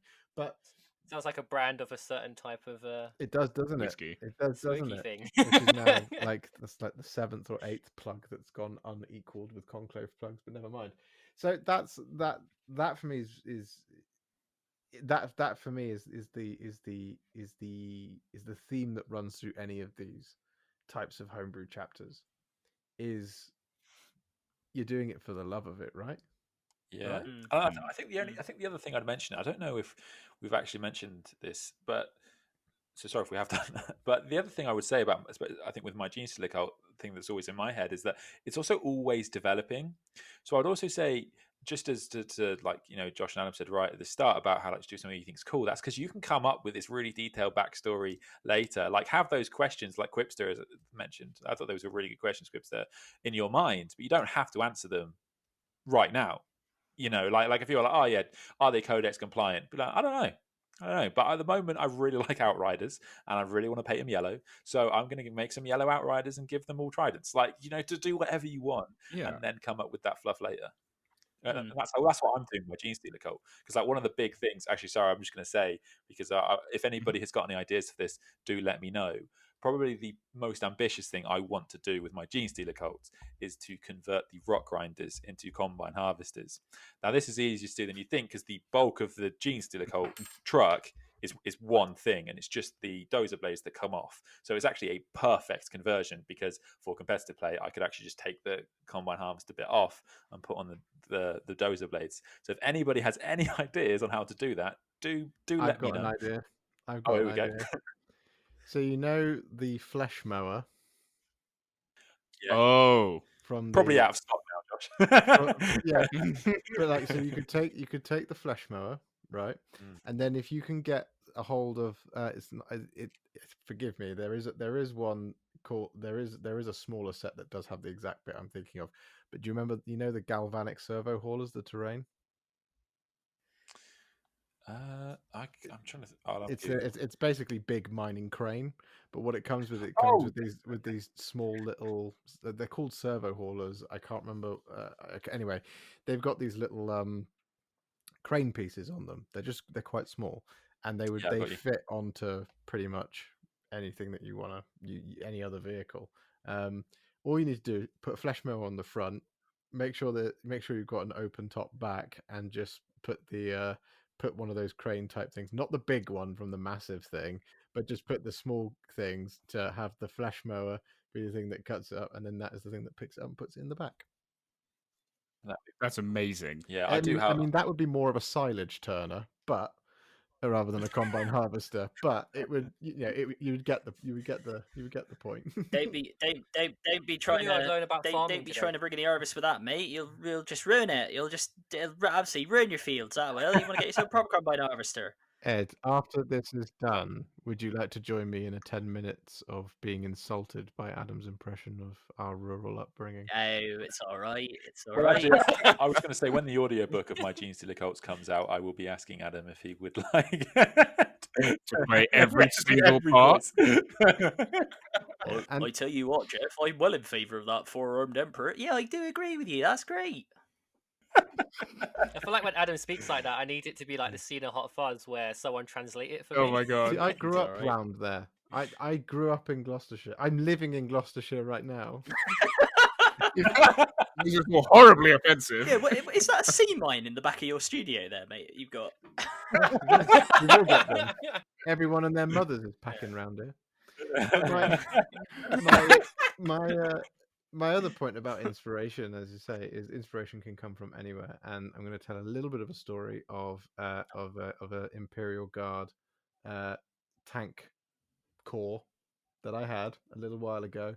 And one of the things that was preventing me from painting it was naming the tanks, and I couldn't think for ages about what it could be. And then I got really into Jeff Wayne's War of the Worlds.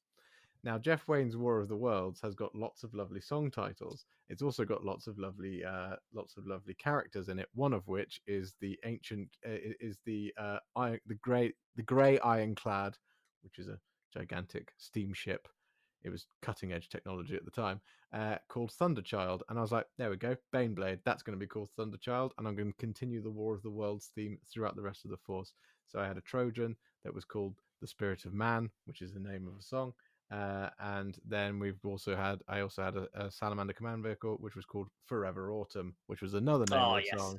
And then all of the characters were basically themed or named around the characters in the thing.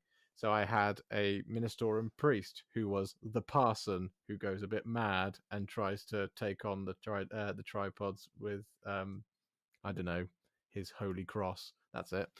We also had an Imperial Guard commander who carried a book and a pencil, and he was the journalist who it follows along the whole thing for. We also had another one who was wounded in the first battle and who was the young artilleryman. So this is my point: is that inspiration can come from anywhere, and you can just put it into your stuff, and it's absolutely awesome. Well, talking of tripods, although they're not tripods, they have 4 legs, so they are quadrupeds. But my Necron army, my inspiration behind the way they look, so they look very grotty. They're like a very kind of like they're meant to look run down, right? They're not the sort of super shiny Necrons that you do get sometimes, and it's quite good because GW's new models kind of fit that theme. But when I was putting the army together and when I was thinking about how I was going to do the bases, I was listening to a podcast at the time called Old Gods of Appalachia, which I don't know if anyone here has ever heard of or anyone listening has ever heard of, but it's very good. It's a horror anthology podcast about sort of the myths and legends of or stories based on the mythology of sort of bit Lovecraftian, bit kind of cosmic horror, but then also based around Appalachia, the mountainous region in the USA. And the first series of that, without sort of going into too much detail to spoil it, is basically based around a mine and the idea that there are things buried under the earth that we should never, ever, ever uncover, and the whispering voices in the dark. So my idea behind the Necrons was the idea that the fluff behind the army is that they were, their tomb world was buried deep, and along came the Mechanicus and the Imperium and started digging in the inside the anthracite, trying to get all the minerals out, and they disturbed something deep in the earth that they shouldn't have done, and that's where the sort of shambling hordes of the Necrons have emerged from under the earth. So the bases on them are all this kind of like cracked black earth with the Necron crystals sort of sticking up out of them, and the glow of the Necron energy as the tomb world sort of starts to reactivate. But I spoke to Ed, and I may still take him up on this about getting some of his excess mining equipment that I can then scatter around the bases to sort of show it's the miners having run away from these horrors that have come out of the darkness of the deep mines. But yeah, that was very much based on this podcast I was listening to at the time. So and still am. It's very good. It's still going on. So check it out. But yeah, they're it's again one of these examples where inspiration can come from quite literally anywhere.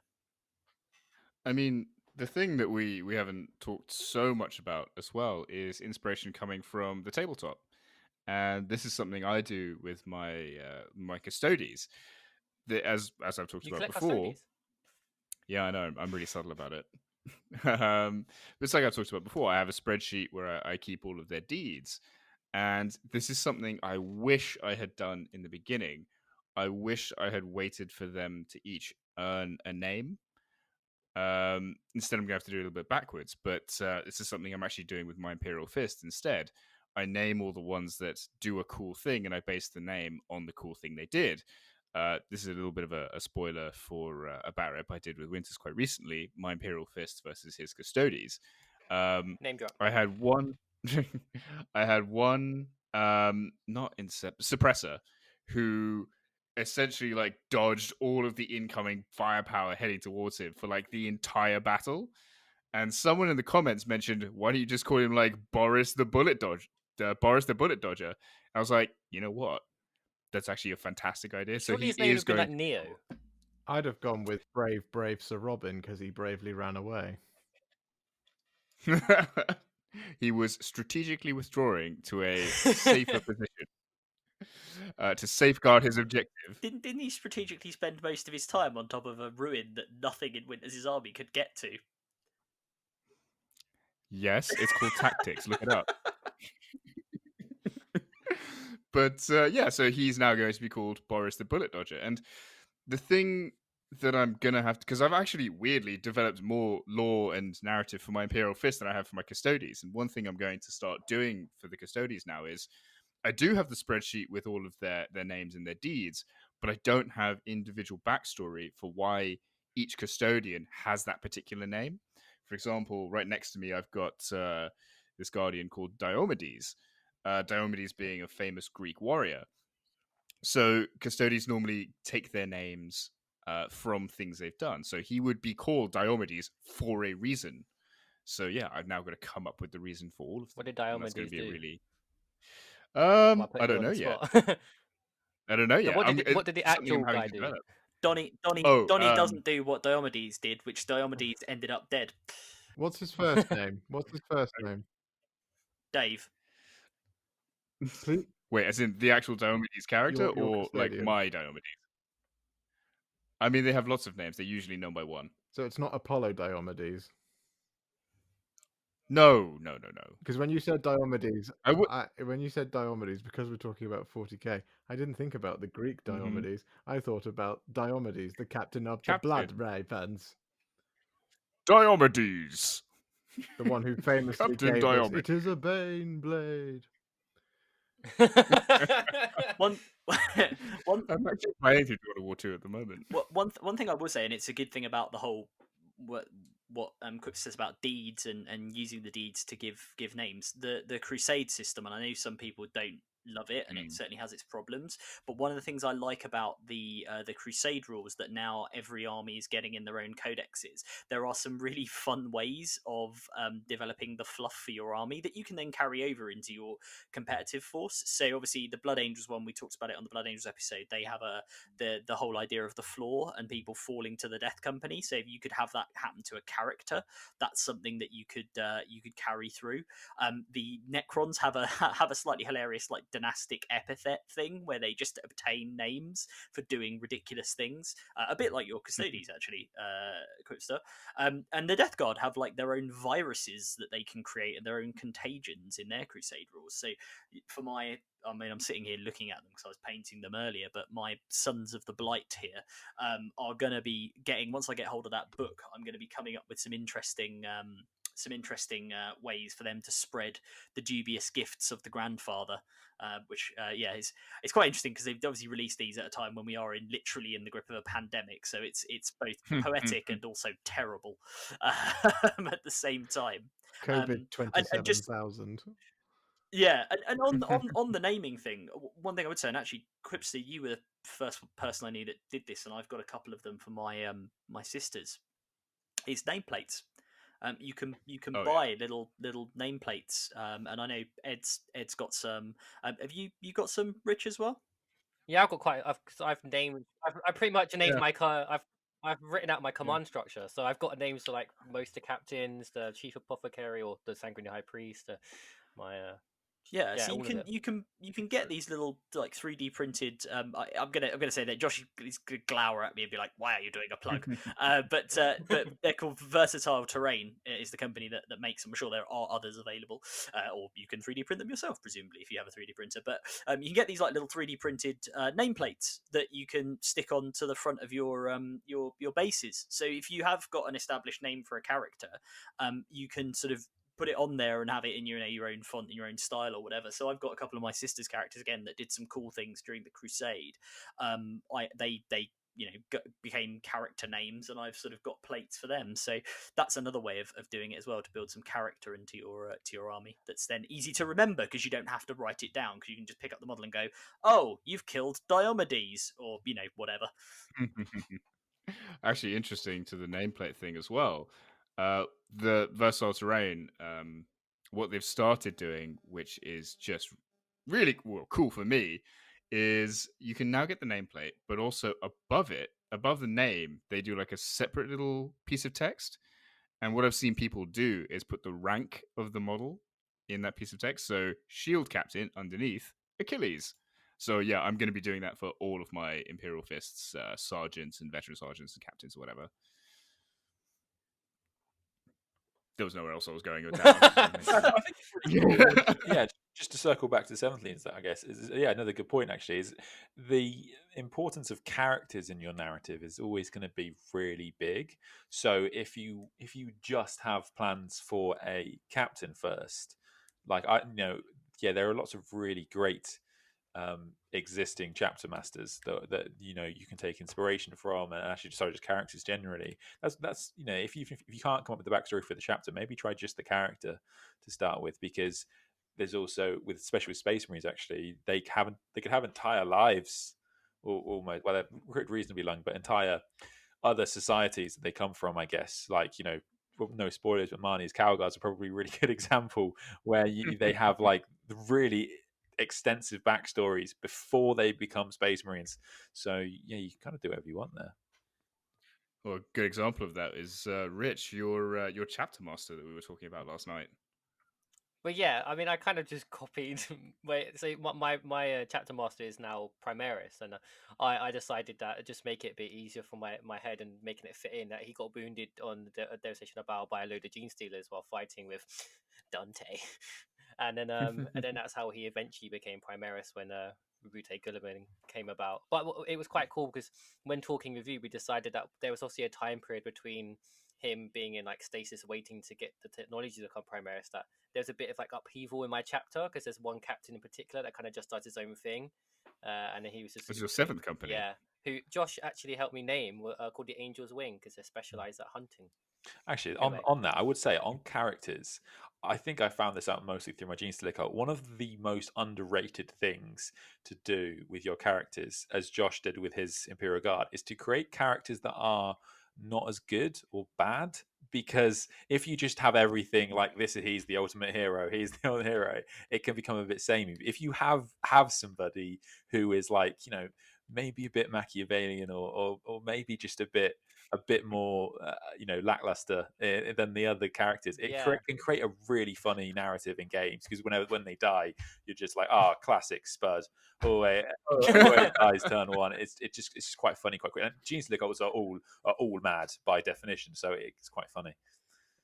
There's actually again, going back to Rich's captain, what we were talking about last night was the narrative behind why he's got a custodian shield.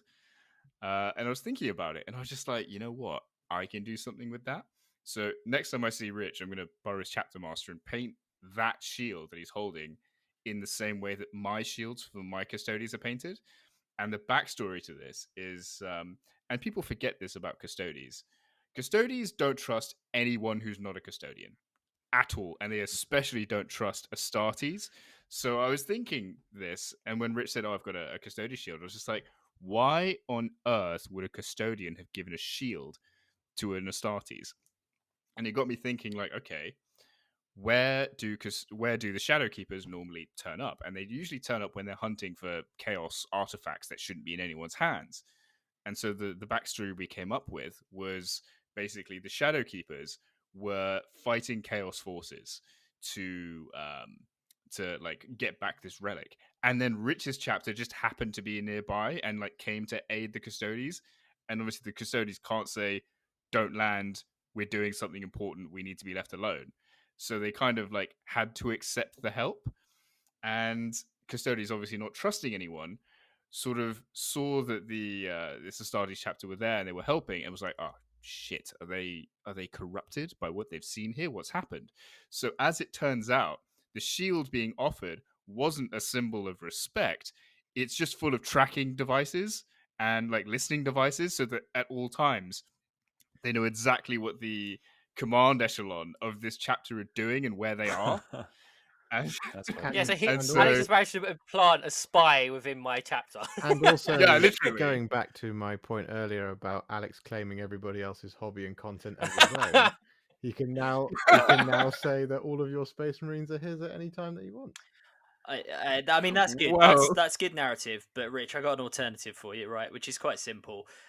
Your captain was originally, before he ascended to the Astartes, he was actually a member of gangs on the Hive World, where he was known as Jimmy Fastfingers.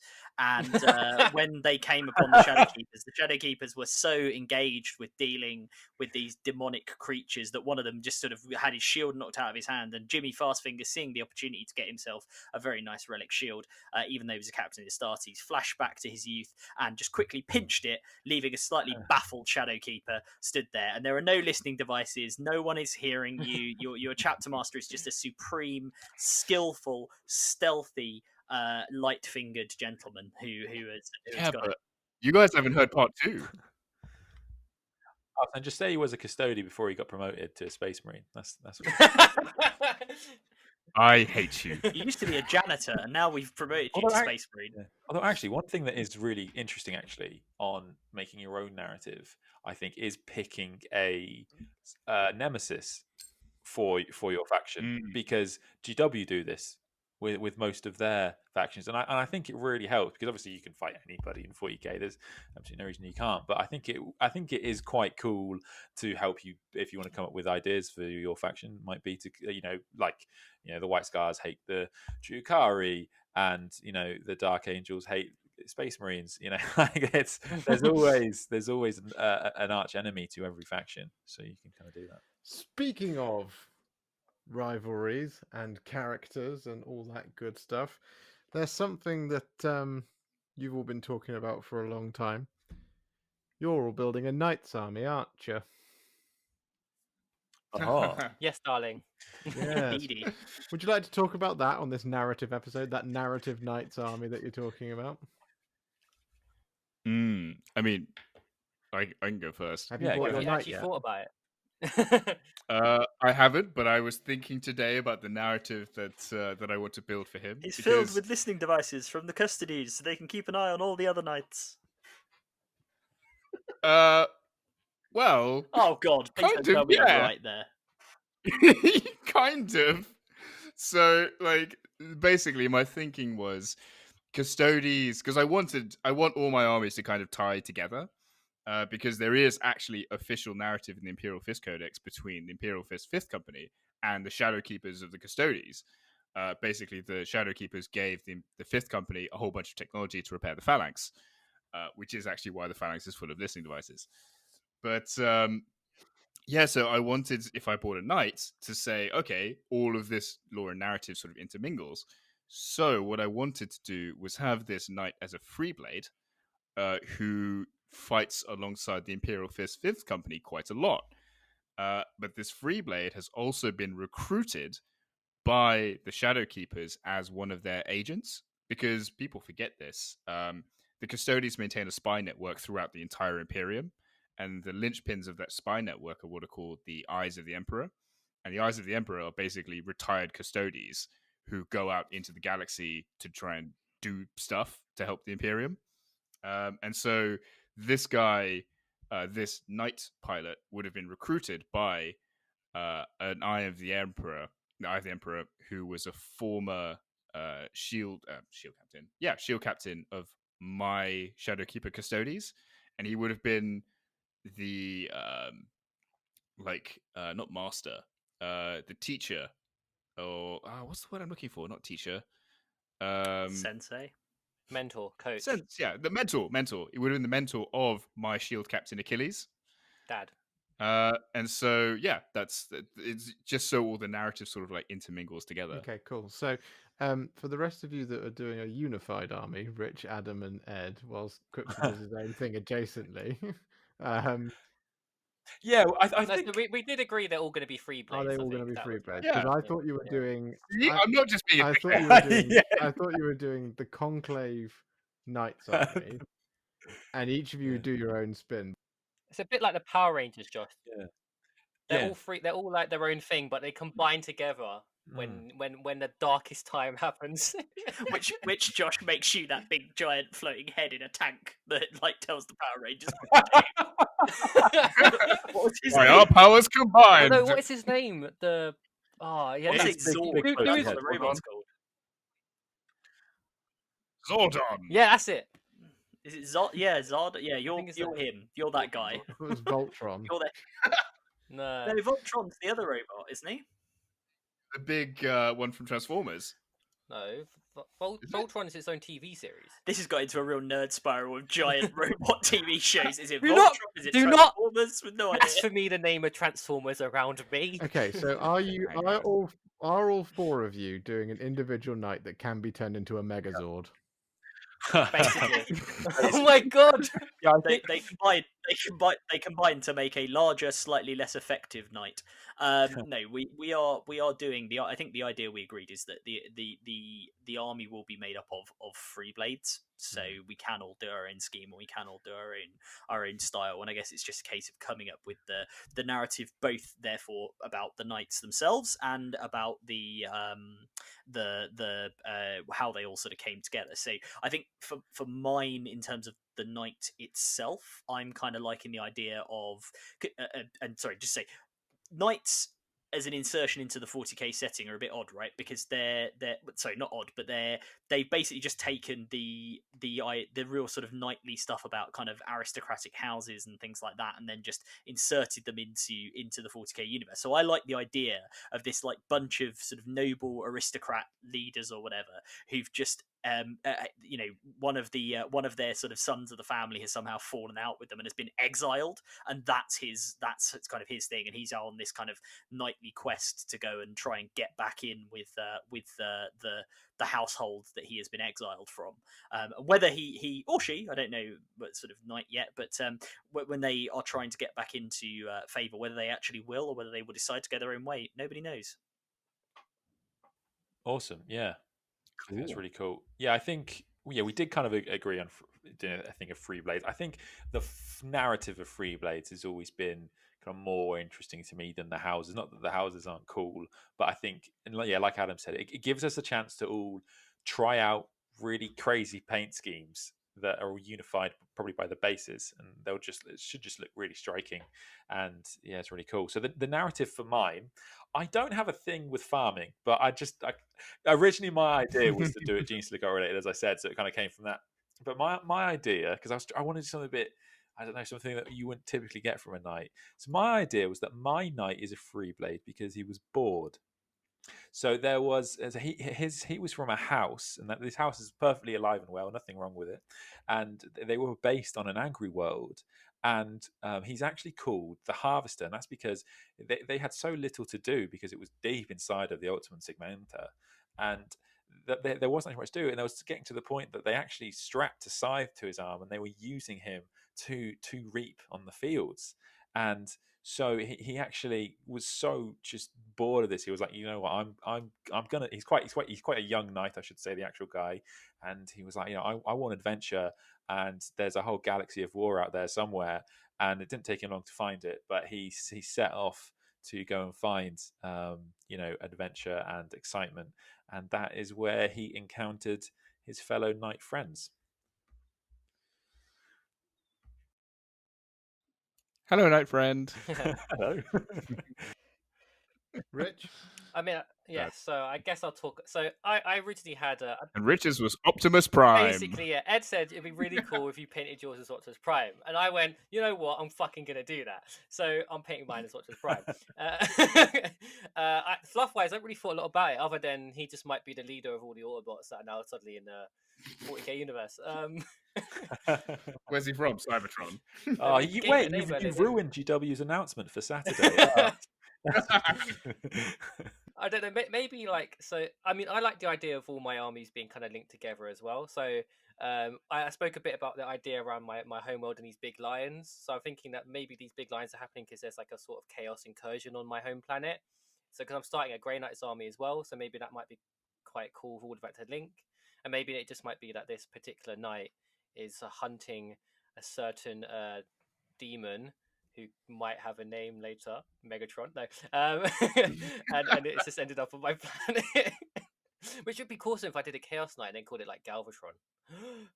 Plans are coming, but anyway, yeah.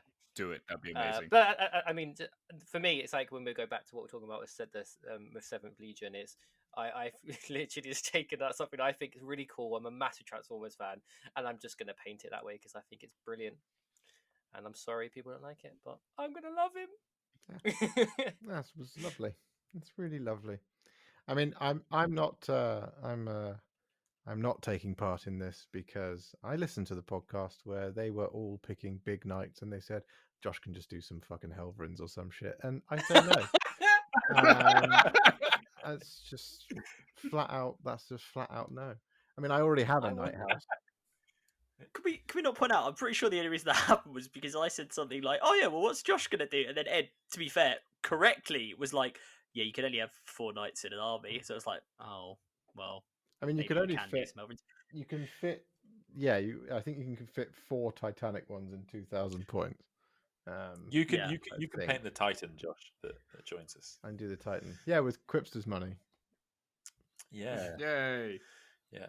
Oh, can I also make a correction? We've actually very famously made 0 inaccurate comments on this podcast ever at all, except for one, which is that the robotic arm that Quipster referred to actually costs £2,000. Well, no, okay, hang on. That was Titan money. That was Titan money that went to waste. That's 2 mantas. It's called a jib, and what it does is it helps with certain types of camera People like movements. the cut of it. And the jib, indeed. So the jib itself see you is laughing, Adam. 1800. I see you laughing on mute. thing- I see it. Everyone else is going to think that joke was shit, but I see you laughing up there. And you, Ed. But yes, this jib, which you like the cut of, that's 1800. But then it's got like a fluid head, well, not a fluid head, but another head that you put the camera on top of that. That's like another 800. And then I want a separate thing to add some rotation to it, which is like another 500. Can I just repeat as well as earlier? 4 YouTube videos. 4. So far. So the original price that was quoted was £1,000, but it was £1,000. However, doing the maths on literally just then, you said 1800 plus 800 plus 500. That's close to that's over 3,000 now, isn't it? Yeah, that sounds about right. Okay. Alex did also mention that he is making an OnlyFans, so I wonder what kind of content believe he's it was- filming. I believe The it was- dirty boy. After I listened back, I'm just gonna put this out there. My OnlyFans will have the highest production quality of any OnlyFans on the I planet. believe it was called Only Could be Hands. sort of upset porn stars. I mean, Only hands, yeah. we're getting towards the end of the podcast, right? And this is generally, at least in the couple of instances where we've been on together, Quipster.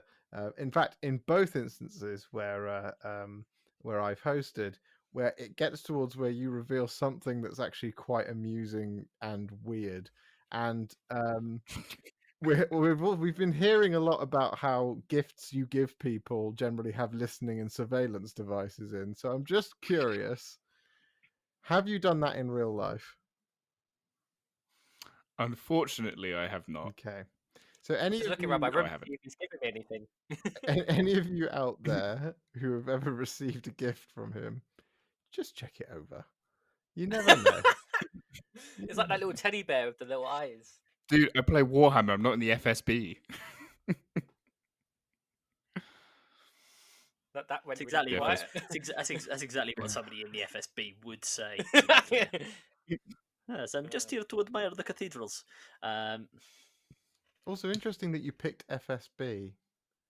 Yeah. Slightly, I have no comments on this particular joke. Slightly You may draw from it what conclusions you slightly will. interesting. I am not and never would be a member of the Russian government. Yes, the swallow flies high over Warsaw today. Oh no, okay. Well, the activation code didn't work, so he's clearly not a spy. I mean, you could have picked GCHQ. That would have been, the patriotic, or MI5. But you went with the FSB. Slightly peculiar. Does anybody have any other business they would like to cover? Have you made any other slightly obscenely expensive purchases for your YouTube? I bought a Helm's Deep toy. That's What awesome. is a Helm's Deep toy? So, I mean, And which orifice does it go in?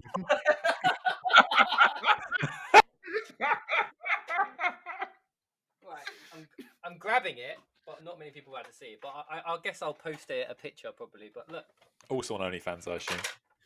yeah, Okay, you can so see it. yeah, no, I see. So what is it? Is that for action figures or something? So it is designed for action figures, but And when you put your virginity. miniatures on it, yeah, and when you put miniatures on it, it kind of looks like kind of right kind of size because obviously the gate is massive, Mm-hmm. and obviously gates to castles are usually massive. So I thought it'd just be cool. Yeah, I saw it on eBay, and I remembered I had this toy as a kid, and it was like really cheap. And I thought, you know what, I'll buy it because if I ever want to recreate Helm's Deep with the Urukai I've got, I bought some elves and some Rohirrim, then I could do it. You, I could do a lot. you thought that the horn of Helm Hammerhand would sound once again in the deep. One last time. I would love to play you, Rich, but I only have Gondor, and as we all know, where was Gondor? On the West Front. Shit. Where was Gondor? Where We've was reached the point of the Gondor? podcast where we're making Lord of the Rings jokes, Hang so you know it's gone downhill. I don't think I've ever been on an episode of the Conclave where we've not committed at least 10 minutes to the Lord of the Rings. We need to do a Battle for Middle Earth podcast. Just do one because I mean we all love it. Because it's the best. Actually, yeah. I looked really upset when I said that. I just looked at myself in the camera and I was like, Yeah, actually, 100%.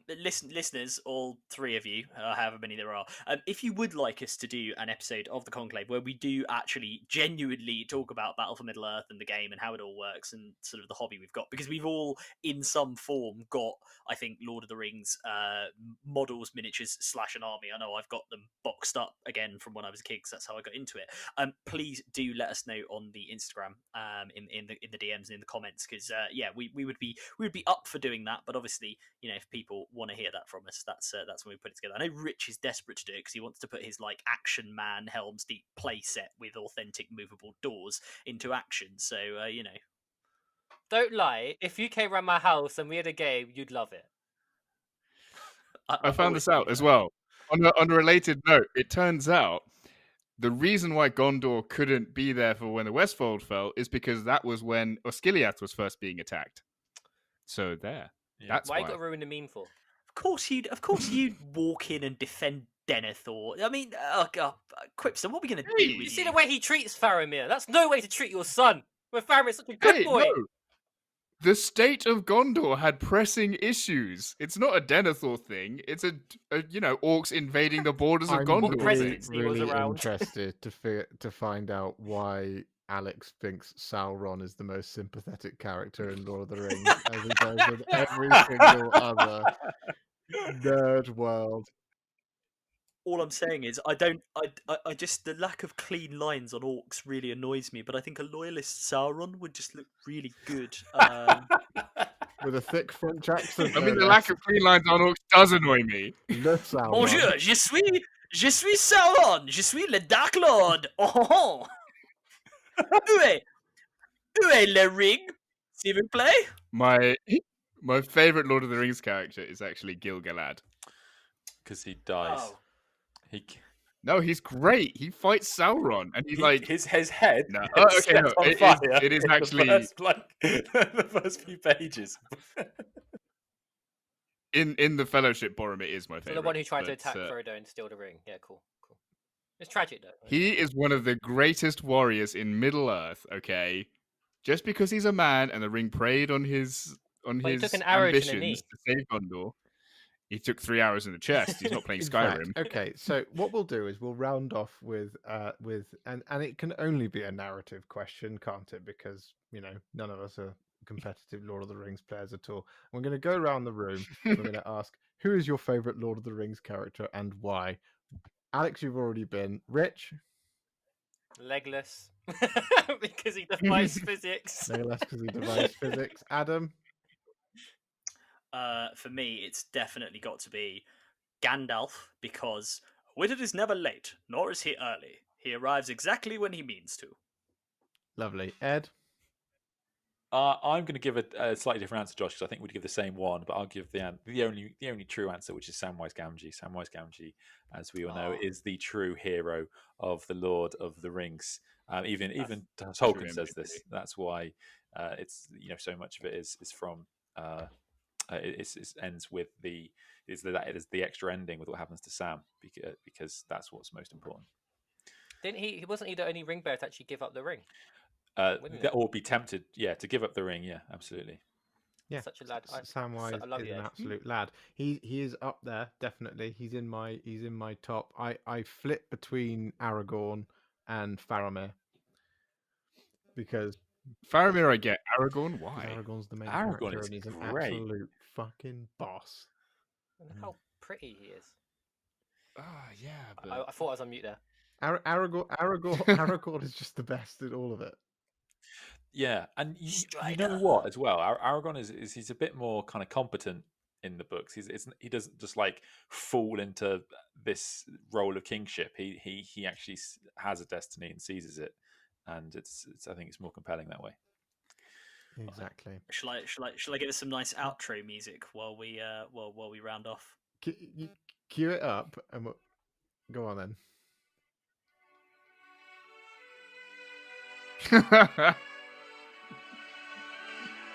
And what you're listening to, listeners, is the Conclave 40k losing all of its monetization.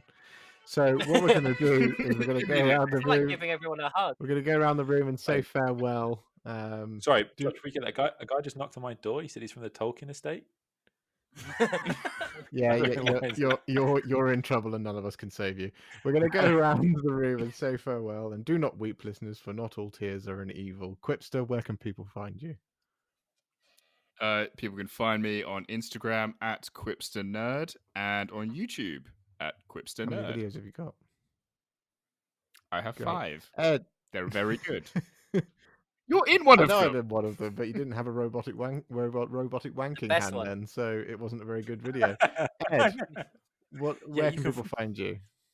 You can find me on Instagram and YouTube at the Sandman Hobby. Adam, where can people find you? You can find me on Instagram and YouTube at ADRWargaming. And at what longitude and latitude?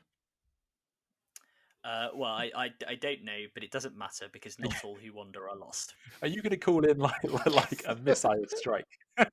It's just, He's playing a sea shanty. of all the people on here who might know the longitude and latitude of the place that they live, let's face it, it would be Adam. it's Rich, where can people find you? They can find me at RezzaPrime on Instagram and at RezzaPrime on YouTube. I haven't uploaded any videos yet. We can see some old Gears of War montages. And I have been, of course, a troubled host, Warhipster. You can find me everywhere on the internet. Thank you so much for listening. Where can people listen to the podcast, Quipster? Spotify, YouTube, iTunes, and every other place that you can listen to podcasts. And what is the name of the Instagram for this podcast? Ed. The Conclave 40k. Adam, is that correct? I think so. I'm not Adam, but it is. Yeah. It is correct. It is correct, it is at correct. the Conclave I was 40K. 100% confident in that answer when I gave it. And Rich, what other social media network can people find the Conclave 40k on? Apparently Twitter.